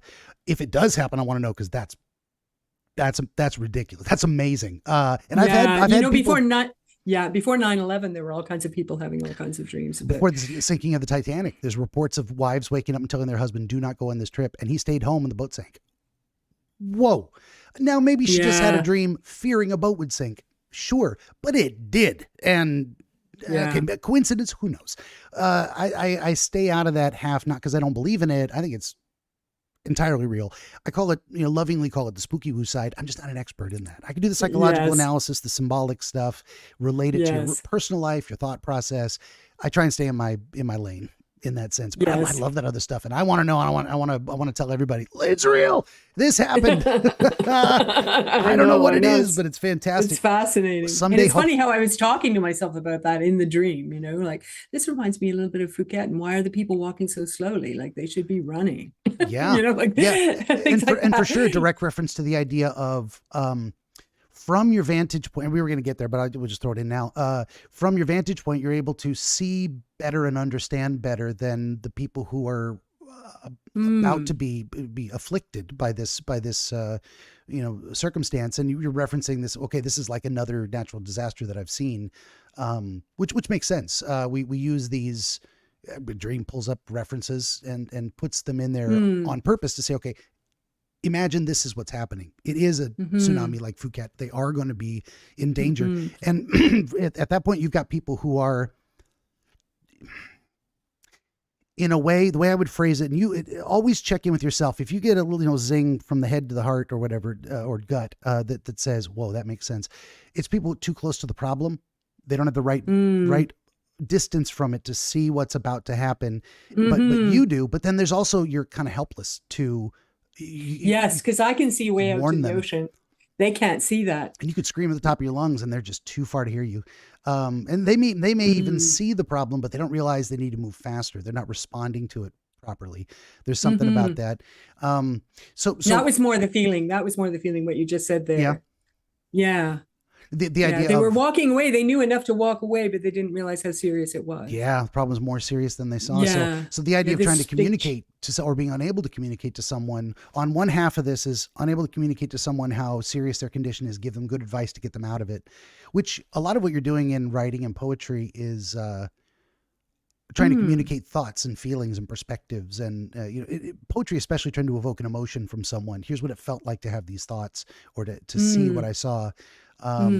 Speaking of Edgar Allan Poe earlier, another one I did was his poem about Annabelle Lee, trying to describe his feeling of grief and loss.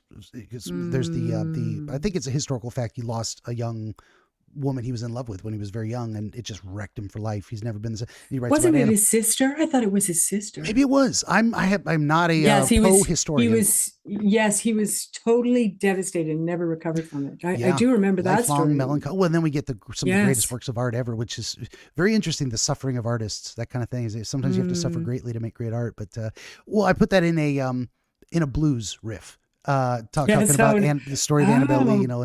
I want to hear that. It's at Real AI Radio on YouTube, Rumble, and I'll check it out on X. The handle on X. I opened a new, completely separate channel for that one. Long story short on that. So the inability to communicate the seriousness of the situation to people.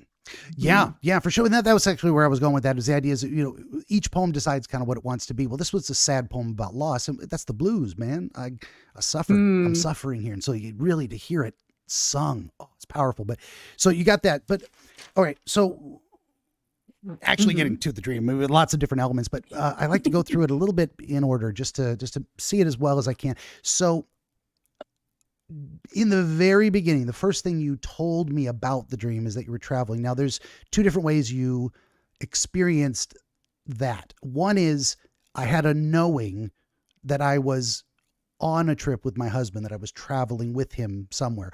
Or did you actually appear in scenery acting out the travel before you got to the balcony? Or is the balcony actually the beginning scene, and the context of the balcony is, I was on a trip with my husband? Well, yeah, it started on the balcony, standing on the balcony. Very nice. And that's where it was. What I mean is it's good to know, because I'm trying to see it as, and it could have been either way. It could have been, well, actually we first started in the car and then we arrived at the hotel and went to the balcony. But that's not it. That's just, I don't remember that. I don't remember that. It was more like he was on the balcony with me, and then he was in the back room, and like you see something, and I'm talking to him. I'm telling him in the background, but really I'm alone on the balcony watching this unfold, but the world is changing around us. Something has happened, big things are happening, and the world is changing around us. Yeah. And that's somehow, it's not described as what it's changed, but not only that, we can see this. I can see, he can't see, but I can see this physical change happening in front of us too. And the way I describe this to people is they're in dreams, because none of it is physically happening. There is no difference between I saw this and I know this. They're both essentially the same experience. Sometimes the knowing comes from the seeing. And that, what that means is you watch something occur and then you have an understanding of what it means that it occurred. So the knowing comes after. Sometimes the knowing just exists. It's kind of like, we're telling a story of like, so I was on the balcony with my husband, and this was during the time when another friend was breaking up, and we give ourselves in a way the context. So I was talking to my husband about breakups, that kind of a thing. And what you're explaining to him is change. And on one side, you've got this, so you've got the sense you are speaking out loud. You gave me quotes in a way, and dreams are funny like that. Sometimes we don't hear ourselves say things. We just say them. And it's not the hearing of saying it. It's, this is what I communicated to this person who was with me. As I said, essentially the same thing whether you heard. We also have a difficulty in dreams of reading text. If you ever have a dream where you were reading a book or a newspaper or signs outside a building, very often you won't go, I didn't see text, but I knew what it said.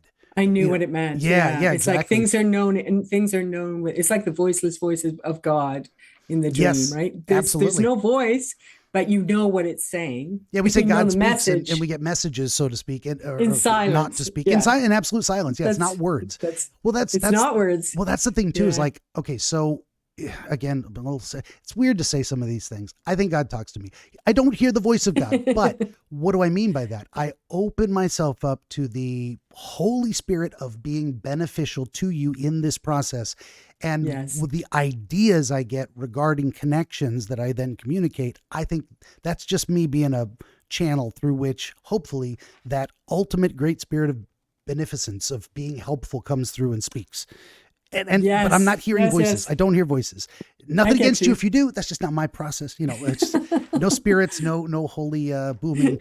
Ben, this is God. Here's what you should say. No, none of that. None of that. I think that's if you're having that, just take a breath. Something's wrong. But anyway, so I think that when they say God speaks, it's not words, but you get it. You get it. Yeah, that's what I meant too. There were two different quotes, and I was writing as fast as I could, and then I can't read my own handwriting half the time. Okay. Something I wrote, some change, Someone said then to I me wrote that, the world has changed. Someone said to you, yes. yeah. Someone said to me, the 36-year cycle has ended and the new one has begun. Everything changed. I was looking out over the, on the right side, it was marshland. I forgot that part. Okay. Mm-hmm. Well, that's why I go back through it again, because I missed half what you said. Honestly, I write as fast as I can, but I'm only. Oh, I was God, speaking quickly. No, that's okay. And I also didn't interrupt and tell you to slow down. You tell the story, and we're going to go through it again. So if I miss something, this is where it comes back. And also, it gets expanded. I ask you a question, you take a look in your own memory of that experience, and you go, "Oh yeah, this was also happening." You never mentioned it, but you get it. You that comes back to you as we're discussing it. Yeah, like I said at the beginning, the world on our trip, the world changed and we had to get back home. What did that have to do with? Like, I don't know what that is. For sure. And that's a great place to start too. So you're traveling, you're going from one place to another. And travels, without going Dream Dictionary about it, there's broad things. Traveling is, you weren't stationary. We were moving from one place to another, and we move metaphorically in a lot of different ways, and change is a movement from one state to another. Physically, I went from Utah to Colorado, but also from a state of rest to a state of running. There's a change. Travel is very, very, very big to do with going from one place to another, usually in our minds and our thoughts and sometimes physically. And I've been having a lot of these traveling dreams, so this is a theme. Okay, yeah, good. Well, you are in motion, and when you have when you have not yet arrived at a destination, you are actively amidst travel. Travel is what's happening before you, and that can happen in your mind in terms of trying to make a decision before you have reached a conclusion and chosen a path, as so to speak. You're traveling before you even choose a path. That's a fantastic way to look at it too. But a destination is stationary. The journey is the motion. So the travel is the decision-making process in a way. And you're looking at this fork in the road. And it's not just maybe one fork, maybe there's multiple branches and each branch has multiple branches, and we're off in permutation land, which that's exactly how everything works. But,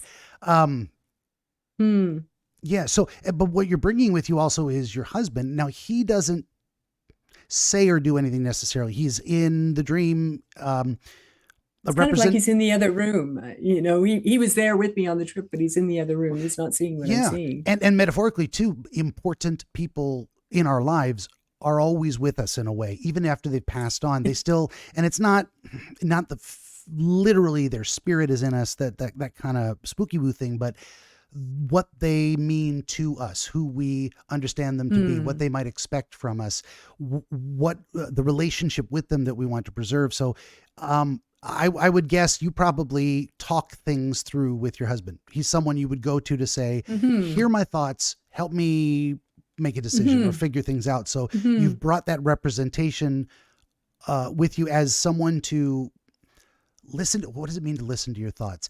Sometimes you got to speak out loud to formulate your own thoughts. They're in your head and they're all squirrely, and then we put them into language. Let me try to express this, which is why you would encourage people maybe to write out ideas. Like try and write it out like you're explaining it to someone. Well, you brought him with you so you could just talk to him and make it simple.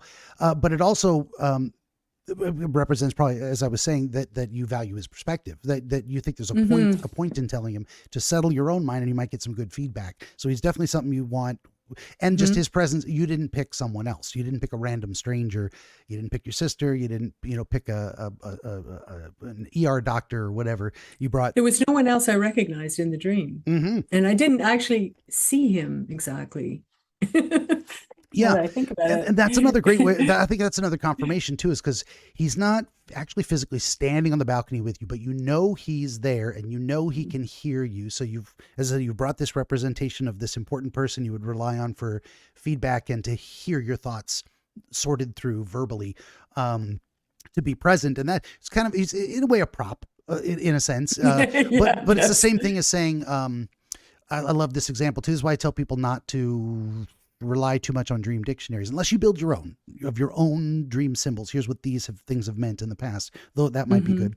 But if you have a dream dictionary entry about seashells, and seashells represent the ocean, and the ocean represent, okay, maybe for you, but if you start thinking seashell and you go, I used to collect seashells on the beach with my grandfather. Why am I thinking of my grandfather? He told me this thing and that relates to my life. We got a story, that kind of a thing. Yeah. The seashell really was a stand-in for remember your grandfather, remember the times with him, remember what he said. That relates to something else. And so we get that chain of thought. So sometimes if your husband did speak to you and gave you a certain answer, that might have been, again, doing the counterfactual, he didn't, but that might have been relevant to saying, well, here's what I think he would say, and that's important to consider. But at the very least, I've got a sounding board, and what else is a husband or a spouse in general is someone else who cares about me enough to listen and has my best interests at heart, and I'm also need to think about them in making my choices. He's with me on this. He's even if he isn't the one that has to decide, he's still going to be affected by my decision. All of this. Just, why is your husband there? One thing. we got all this great stuff. And then again, it's amazing. If you get, it was almost like I was going to tell him these things I was seeing or something. And you may have been communicating with him without words, and you may have, and, at the very least, you're speaking out loud. I think it was for his benefit to let him know, here's what I see. And you may also be thinking about, how do I explain myself to my husband? How do I make what I'm experiencing comprehensible to him? How do I explain this scene? Well, let me explain it to myself through this vision, because whatever you decide is going to affect him. He's got to live with you, so he wouldn't want you to do anything harmful to yourself or to him. And I don't know what to make of, and we're going to figure it out together, but the idea of a 36-year cycle.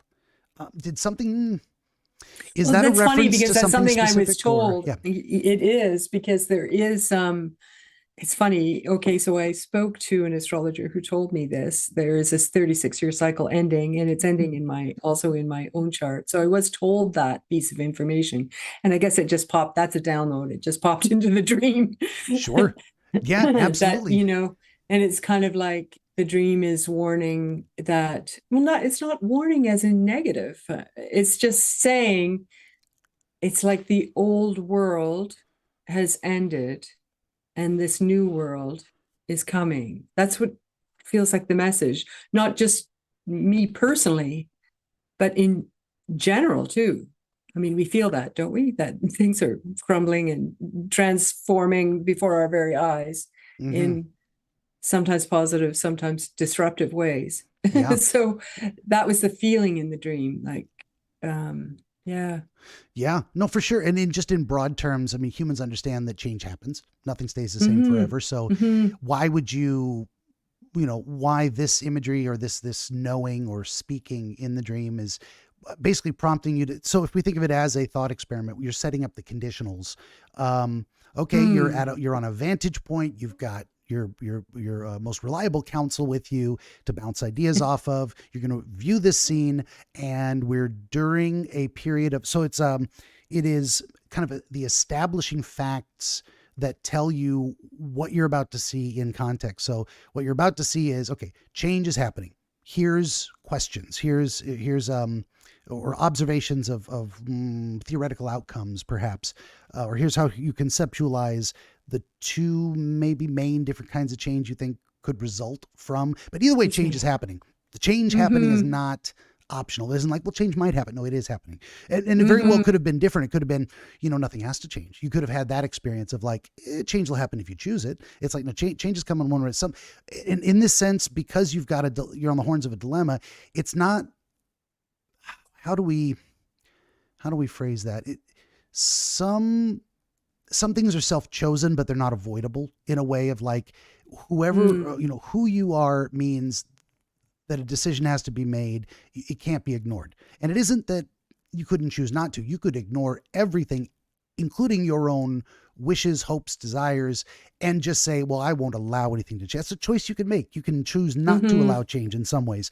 But there's something about you, it's like, something's got to give. And when it does, there will be two different worlds, perhaps. And that's the bare minimum. There's probably many other possible worlds connected to that in a sense of like possible futures you could create based on different choices. But in this one, you're like, well, here's the two horns of the dilemma in a way. And here's how I'm conceptualizing those. I think that's where we're at on that stuff. And again, if I mention stuff and you go, I don't know, that doesn't feel right, please tell me, because I rattle a lot of doorknobs. If they don't come open, it's actually, I'd rather be wrong than have you puff up my ego by saying, oh, that's great, Ben. That's no, actually, you're inspiring me to think of different elements in the dream that I hadn't thought of before. I think it helps to have just a second person. It doesn't have to be a dream wizard, so to speak. Yes. Well, one of the things I realized is it seemed like the thing happening on the left were, it's funny, I thought of that as family, or although I did not recognize anyone, but family, ordinary people. And then on the right was kind of this alternate reality, like a new reality, where I could see these beings from other realms. It's like time. I could see the past, and I could see it's like the past and the future were rushing towards me at once. It was really, That's interesting. It's like, if you're going to split something into two, you would think they would be, and maybe they are, and maybe we should look for that. And I think we will, but intimately related to two outcomes of the same thing. And in this sense, they might actually be two different things. Two different perspectives. Maybe you need to consider both, because you looked at one, looked at the other, and you didn't really come to a decision as much as having an inspiration and intellectually, time isn't linear, and the fear and awe type of thing happening at the same time. When you say the people on the beach were family, they were a family, but not your family. You didn't recognize them necessarily, or did you feel like actually they're your family, you just didn't know them? Yeah, it's the latter. Okay. And there's an interesting thing going on there. The first thing that occurred to my mind is perhaps a broader view of how you view humanity. even people I don't know are still my family. I care about them. Well, obviously you don't want them to get hit by the tsunami. You wish they were taking it more seriously. I wish they were walking faster. Yeah. Yeah. Oh God, they're going to get hurt. Yeah. And you don't want that. You know, it wasn't indifference. No. It wasn't bad things happen. Looks like it's going to happen to them. Oh, well, it was very much a caring for people. But it was you didn't know. but it was also like, because I said to myself, oh, if I was down there with them, I would have been hit by this. I would get hit by this tsunami. So I'm fortunate that I was up here at this moment, because something else might have happened. And it's almost like if I choose the right-hand reality, it's some other experience I haven't even had yet.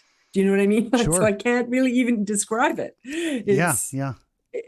So yeah, it's sort of like, this is like the global multi-dimensional world, and this is the ordinary world, or the family world. I don't know how to explain that really. Sure. And there is that's a wonderful, so it doesn't have to have one meaning. It could be, and very often it is stacked layers of meaning nested inside each other, and overlapping Venn diagrams.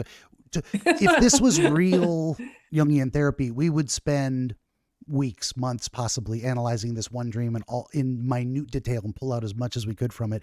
Instead we get 2 hours to chat, and I try and shortcut the process and give you as much as I can.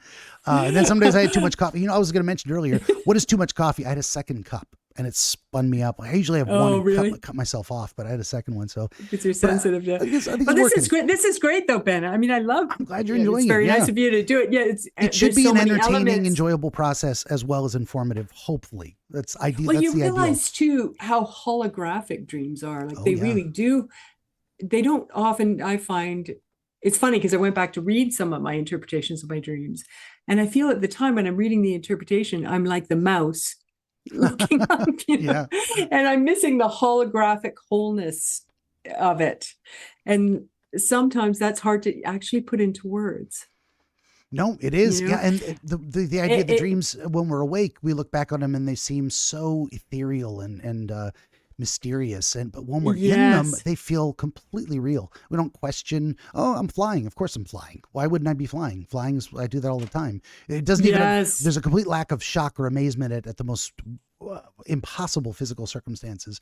You know, I was 100 years ago, and then it was today. And in the dream, and opposites can be together, you know, like this, like I was thinking at the time, well, wouldn't the tsunami affect the marshland and the Montes de Oca, this walking hill that I'm going to do, or I did, and now I'm seeing it again, and you know, that was an answer. You know, those two things can exist at the same time. And maybe it wouldn't. Maybe there's something about that land that you knew it was safe from the tsunami, and that's actually where I was getting to now. So why split things off? You're looking at, in one sense, you know, from this perspective, and there's a real danger there. I did want to ask, did you have the sense that if you were on the beach, you could walk fast enough to get away because you take it seriously, or you were going to get hit also, no matter what you did? There was actually no escape from the tsunami. You just wish they were even trying to get away. Yeah, I wish that they were walking faster. But in some, as I say, like they didn't feel like my family, so I didn't feel personally, you know, distraught. And it wasn't certain they were going to die, but it wasn't, the stakes weren't that high somehow. But at the same time, I had this feeling, like a premonition, like something could have happened to me if I had been down there with them, that it was better that I was up here, and that I needed kind of to look to the right, you know, like. Yeah. And I think the sequence of that as well, you saw the beach, the family, the tsunami, you had those thoughts and feelings first, and then look to the other side. I think there's a connection between those. So what occurred to me, suggestion wise, is there's, an emotional distance we place ourselves, not just emotional, but that's a good way of conceiving it. We put ourselves at an emotional distance from certain problems and consider it intellectually from a higher mental state. And I think sometimes we do that to avoid being personally invested. Like, they're people, and I care about people, and they're a family, and that's tragic, and I don't want bad things to happen. But I'm actually, and you had that feeling of like, God, I'm glad I'm not in the middle of that, because then I would be hit by this. Then the bad thing would happen to me. So, but you've placed yourself a little aloof in a way outside the fishbowl. Mhm. And sometimes we do that as a protective measure of like, well, let me look at the concept of tragedy rather than personally feeling and experiencing my own tragedy. We can rationalizing in a way. Yeah, like I considered that maybe it was a death premonition in a way, like like something could happen, and this is my soul seeing it from some other. Like I considered all of those things, right? Like, For yeah, sure. that's really interesting. We'll And yeah, there also, was it. so there's placing yourself at a distance emotionally, but there's also the reality that if we have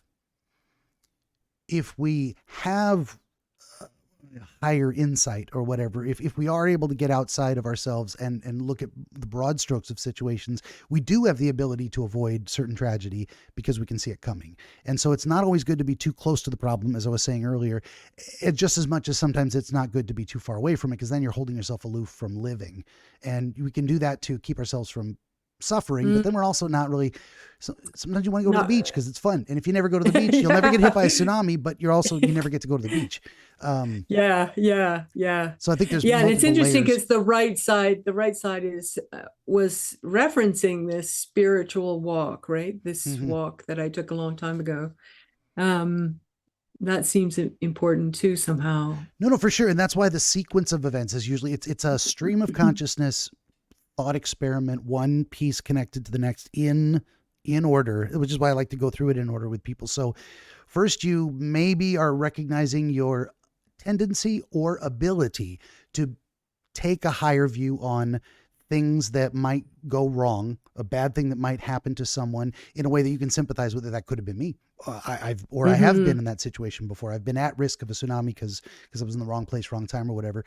And having that realization, then your attention, it's not like you knew both things were there exactly, but having that realization, then, well, what's on the other side? What's the other half of this view that I need to take in? Now it's this demanding physical, and it may have been, part of it may have been because I'm able to take this perspective on things. It's allowed me to then also engage in this other spiritual work where I'm able to stay away from maybe some of the worst consequences of mistakes. But there's another challenge or opportunity over here, and you're conceptualizing it or showing it to yourself in the form of something physically demanding, and that was also mentally demanding in terms of determination, fortitude. Am I going to persist against obstacles? And you did. So you're showing yourself the place where you engaged in a struggle and won. So there's two dichotomies here. There's bad things that happened and chosen struggles you conquered.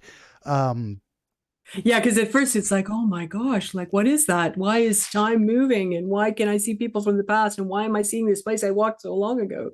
Like my mind was kind of like, well, it's so weird. And then another part of me was like, oh, but it seems overwhelming, but I did do it. I did walk to the top of Montes de Oca. Right? You're right. I had forgotten that part. Yeah. And then I think validating the that experience or the lessons drawn from that experience in some ways, but also that that experience gave you some benefit from it. And what you then go on to do is not only are you turning your head to look at the other side of things, what is the alternative or what is the other side? You conceptualize it as a specific thing you did in the real world, and then you give it attributes that I think are related to that, something you learned or took away from that experience. And you're showing that to yourself in the way of beings from other realms. And then the experience of time itself warping, coming at you, speeding up and slowing down.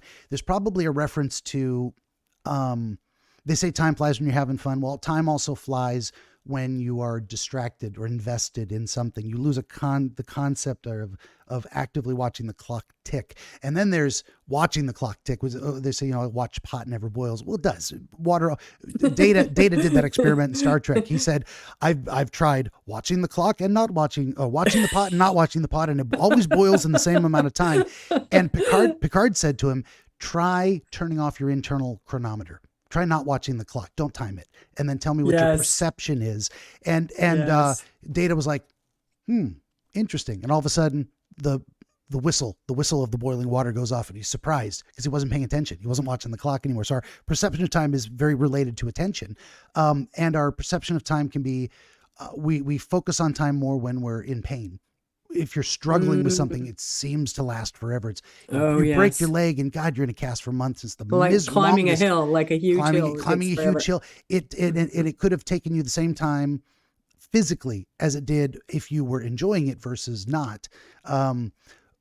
So what did you, if we're looking at it from the idea of what did I draw away, what lessons did I learn from that spiritual experience of engaging in that struggle, voluntarily conquering it? It's interesting that you asked that because that was the day that I met my spiritual friends on that walk, and I ended up walking with them for most of the walk. That was the day.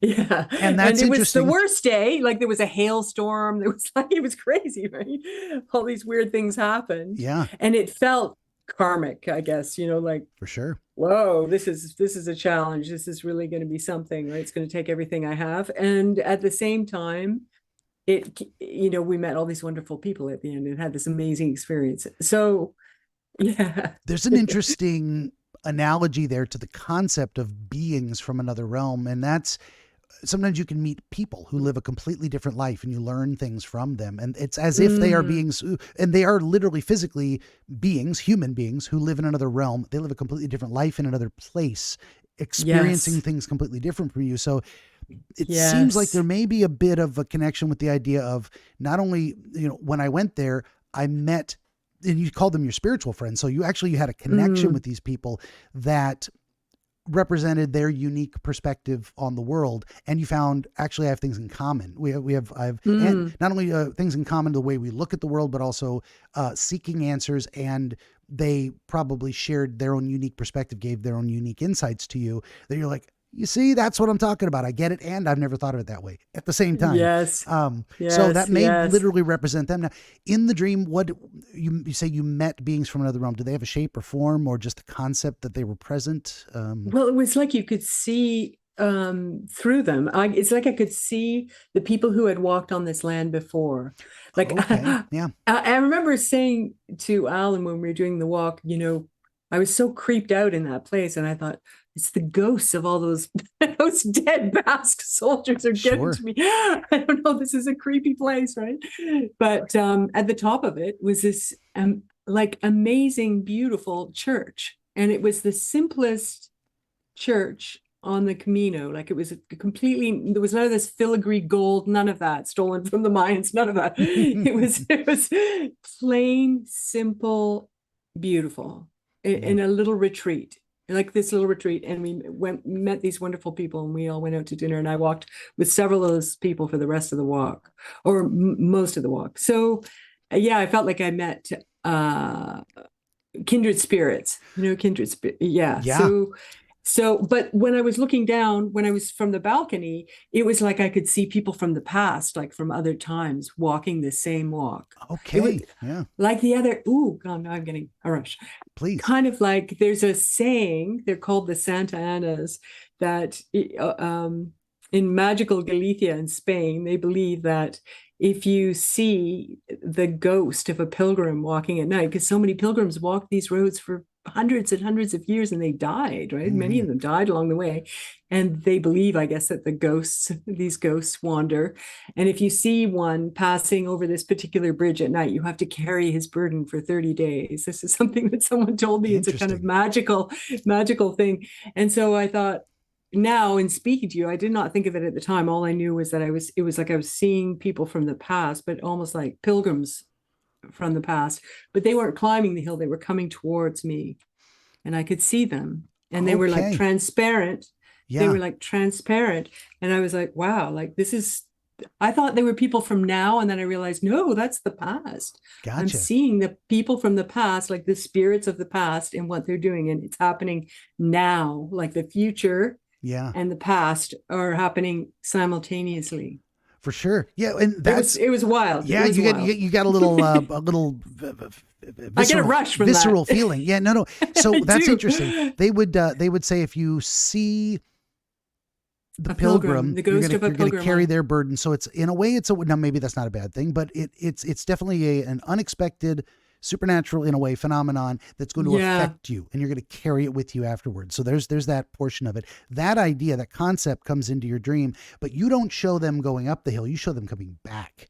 This is the spiritual beings or beings from other realms you're seeing are returning from the journey. And so if we connect those two ideas, if instead of being afflicted by their burden, in a way, you're maybe looking forward and saying, I will be like them at some point. I will be the one coming down from the mountain after having received what they gained by making this journey. Interesting. So a way of looking at yourself of like, again, validating the idea of this was worth it for a specific reason. And not only that, it's as if I am meeting the people on the way down as if I'm on the way, while I'm on the way up. And go ahead. Yeah, that's totally right on. You had a moment. I did, yeah.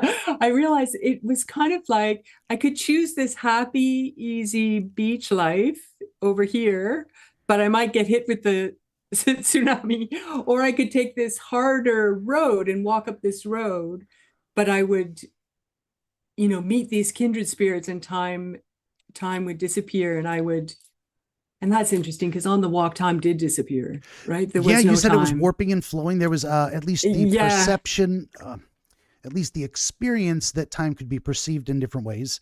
And you showed yourself that by the feeling of it. Oh, look, it's faster, it's slower. And also crossing time, and ideas cross time is like, if we learn something today that we'd never heard of before, but the first guy that said it was 2,000 years ago, as if he's talking to us from 2,000 years in the past. Yes, it was like almost like all the gifts of these pilgrims who had gone before. I didn't think of them as pilgrims before, but maybe that's what they were. Yeah. These beings were available now, and that was part of the new change. Yeah. And there's two ways to do it. They can inspire you to have the same experience and you will come away with it with some benefit, or they can communicate the benefit of the experience and you can take that with you without the trip. Although probably in this context, you're thinking, well, I'm traveling somewhere. I'm contemplating engaging in a struggle.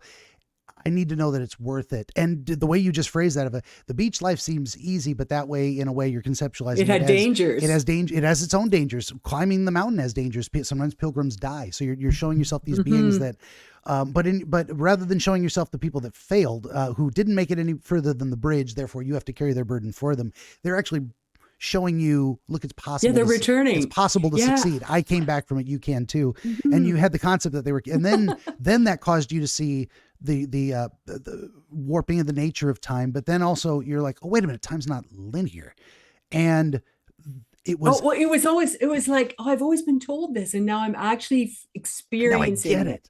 Yeah. I never got it before. I know they say that, and but I don't really know what that feels like. But now I was feeling it because it's one thing. Yeah, it's one thing to be told the truth. It's another to experience and go, oh my God, that's what that means. Yeah. But then and then all of that added up to that moment when you're like just dumbstruck in fear and awe at the same time. And a lot of times, I say a lot of times. I say that too much. I got my verbal tics too. And they change like over time. I'll do that for like 10 episodes and I'll have a new verbal tic. So watch them all, of course, and find my verbal tics and tell me. That's pretty funny.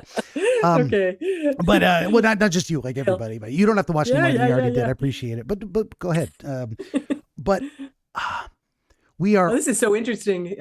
You're really finding lots of things in the dream that I hadn't realized. Well, thank you. This is my little autistic brain explosions that just makes me think things, and then I just say the things that I think, and people go yes or no, and then that's the meaning, or it isn't. But you gotta. The way I describe it, I'm the guy. I don't hear the voice of God. I don't talk to spirits. I don't have any magic powers. Really, I can conjure a fireball, but I need a mechanical device. But or a glass of whiskey. It's fireball. Anyway, what I'm trying to do is I'm the guy you invite into your brain to stand behind your shoulder with a flashlight going, do you see what I see? What if we look at it from over here? That's my analogy for it. None of the answers are in me. That's why I tell people you can't do this wrong. Pressure's on me to come up with useful suggestions or ideas that might be a connection, might not. Do you see what I see? No. Okay, let's move on. Doesn't matter. So what I was going to say, the very last thing is you spoke of fear and awe, and a lot of times we have a tremendous fear of things when we're awestruck. Something is, we've lost the the true meaning of awe. And awe, I think necessary. It's something that's so big, it blows our mind, and that generates a thing of fear. And then we also sometimes when we're in fear, what is it? So it works both ways. We can be awestruck because we're afraid, or afraid because we're awestruck. Something like that. So the original meaning of it, it was something that was so big, it's awesome. And we think of that as the slang version of it, of like, wow, he just did a bunny hop on his bicycle when you're kids. Oh, it's awesome. It's kind of diluted down. I mean, awesome is like standing at the Grand Canyon going, I don't know how this exists. This happened over millions of years. Water flowing for millions of years. I can't conceive of the scale. So I think there's two sides of it. You're fearful. Yeah, when I think of ahead. awesome, like I think of my grandmother. I had a little Scottish grandmother who used to, on the one hand she believed in the little people, and on the other hand, she would read me the New Testament, right, or the Old Testament stories, and she would I remember telling me the story about how people would shake when the angels would appear to them, and I'd think, yes, why would you shake when the angels appear to you? Aren't they kind of the good guys? And she would be like, well, they were in awe. Yeah. What's the first thing most angels say? Be not afraid, because you're terrified by something so much more powerful than you are. And it's just like, is this thing going to kill me? It's like a kitten. He doesn't know you're trying to pick him up because you want to cuddle him. He just thinks this thing is huge. It could eat me in one bite. And then they get used to it eventually. But in the beginning, you're a mystery, and they don't know how to process mystery. it. Yeah. Awesome. In awe of, and awe is, study the roots of words. If talking to the audience there. I think I have a sense of it now as kind of like making a decision between two, like almost a lifestyle thing, like almost a kind of question of a path to take. And this secondary path has its challenges, it has its fears and its demands, but it comes with this, it's almost like if you embrace that which is unknown,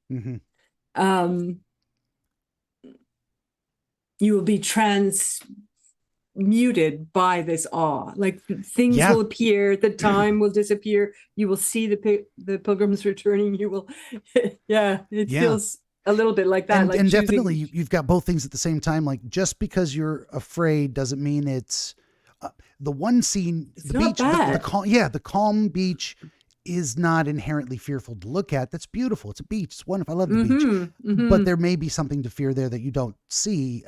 But just because you're afraid of something doesn't mean it isn't also beneficial. So you may be, whatever this path, forking path in your life is going to be, whether you're trying to evaluate your own abilities and whether it's worth it. In some ways, is like if you're not up to the task, it doesn't matter whether it's worth it. But if you are up to the task, is it worth attempting? Am I going to get something out of it? And you're like, it seems like choosing to take on a heavier burden or struggle towards something meaningful. You're like, I think I will be blown away by how amazing it is, even though it seems terrifying to attempt. There's some resistance to it. And I don't know if you want to get any more specific about what you're thinking of and what the path is, or if that's a surprise for another day when you're done with the project. I don't want to get, I'm not trying to get people to open up more than they need to. I don't know if I can put it into words yet, but it's really like, fair enough.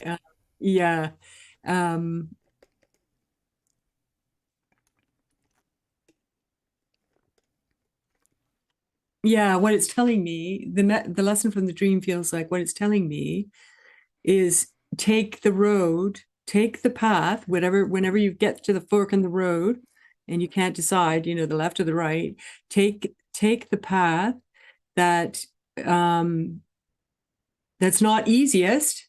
Don't necessarily take the path that's easiest, but that which comes with this awe. I don't know. That's really, and where you'll find kindred spirits. Yeah. And I think you're also validating the idea that you can succeed on that path because you're showing yourself a place you've been that was a struggle, but you conquered it, even though it felt like, was this a horrible mistake in the middle of it? And probably warning yourself, don't be surprised if your fear is validated. Yeah, this was harder than I thought, but you still have that kind of confidence in yourself that, look, I'm going to get through this too. Sometimes we go through things where we're like, damn, I screwed up and I learned something from it. And I call those, it's another goddamn growth experience. Okay. It's good for me.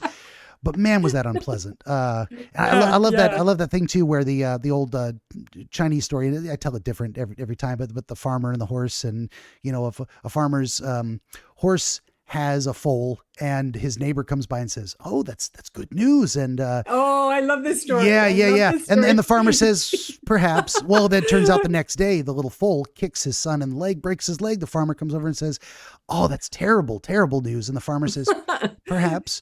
And then a military recruitment press gang comes through town, and they're taking all the able-bodied men, but his son has a broken leg, so they don't take him. And the neighbor says, oh, that's very fortunate. The farmer says, perhaps. I don't know what's going to happen next. We'll see what happens. I love that too. So sometimes in the middle of something, it's hard to know what the end result's going to be. But that's my read. The broader read on this thing is, you know, you have a decent assessment of your own abilities and the nature of the choice in front of you. And you're actually looking at it, you know, I don't have to take the difficult path, but it'll probably be rewarding. And that's probably what I think I should do. So that's. I think that's if that makes sense to you. Yeah, that's absolutely it. Yeah, that's Very great. cool. That's great. That was really helpful. Oh, thank you. Awesome. Isn't it amazing? We go through these things, we get this description. I'm like, I don't know what the hell this means. I'm like, neither do I. Let's figure it out. Oh, I couldn't stop thinking about it though. It just has stayed in my mind, and it's really, probably because that was very helpful. You haven't pulled the trigger, but you're probably going to now in terms of moving forward on whatever the project may be, whatever you're thinking of attempting. Or you're giving yourself permission to seek a new project that will be challenging. Maybe that's it more than anything. If you don't have a concrete thing you were already considering. Yeah, I do have a big project, and sometimes I think sometimes I'm frightened by the size of it, or, you know, what I'm taking on. So this is telling me not really to be, don't worry about that, really. You know, it's like, I really wasn't very well prepared. I'm not a particularly athletic person. I have asthma, you know, I couldn't walk hills, but I managed to do it. Yeah. You know, probably think of that experience too. How did you get through it? What was the when you had doubts, when you had struggles, when it was painful, sometimes you probably sat down and took a break. Remember to schedule breaks in this, you know, give yourself some time off. Don't absolutely, don't work 24 hours a day to the detriment of sleep and health. But also, absolutely. There were so many lessons I can tell you, Ben. There were so many lessons I learned on that walk about myself. And you probably learned them to use them now. If we go with the scripting, everything happens for a reason type of thing. I think so. Yeah. Or at the very least, and remembering, I think that's why I was working on that book again, is to try and remember what were the things I learned from that? What that sustained me? You know, what are the gifts of the road in a way? You know, like yes, absolutely. Yeah. That's great. Awesome. Well, I'm very glad that it felt like it was an enjoyable experience. Number one, and number two, that it ended up being something relevant and meaningful. It doesn't get any better for me. Otherwise, I feel like I wasted your time. Well, thanks for helping me train poorly. That's the best I could do. Not at all. I knew we'd find something interesting to talk about, and I felt that this dream really deserved. It makes such a big difference to have, you know, a pair of trained eyes to look at it, because there were things that I felt in the dream that I didn't realize that I felt, that I didn't say until you started asking me these questions and saying, well, there's a fork in the road, and what about this, and what about these people, and do you know them, and do you not know them, and, you know, all of that stuff. And then it starts to become clear, right? It starts to become clearer. Awesome. The real mystery to me is I couldn't tell you how to do what I do. When I figure that out, like, how do you ask the right questions? I have no idea. Where does this come from? That's why I can only say it's probably God. It's, you know, if anything, it is that spirit of beneficence. God speaks to you in dreams. I hope so. Go. Yeah, it speaks to me about dreams. Let's do this. We'll wrap it up and get you out of here. This has been our friend Kelly Watt from the countryside of Hamilton around Ontario. She is an author whose latest book is entitled The Weeping Degree. She was a finalist for the Wishing Shelf Book Award and has been a bestseller in the past. You can find more about that and her at kellywatt.ca. Link is, of course, in the description below. little bit of dry mouth. We're gonna hit this. Yeah, go ahead. And please go to my website and sign up for my newsletter. I have all kinds of goodies there, and a lot of fun stuff, including my penthouse goldfish videos, which I think you would appreciate. Very nice. Well, then, and also Instagram. I'm at Kelly Watt Author. If you'd like to follow me, I'd really enjoy that. And then, of course, Kelly with two L's and Watt with 2 T's. Kelly Watt, author at Kelly Watt Author on Instagram. For my part, would you kindly like, share, and subscribe? Always need more volunteer dreamers. I do video game streams Monday through Friday, most days, 5 p.m. to 8 p.m. Pacific. This episode was brought to you in part by ABC Book 18, Oniro Chronologia, Volume 4, Prima Reliquorum, the first of what remains. You can find all this and more at BenjaminTheDreamWizard.com. And if you'd head on over to BenjaminTheDreamWizard.locals.com, building a community there attached to my Rumble account, free to join. Kelly, once again, great talk. Thank you for being here. I appreciate your time. Thank you so much, Benjamin. This has just been cosmic, really fun. Wonderful. And everybody out there, thank you for listening. Hope to see you next time.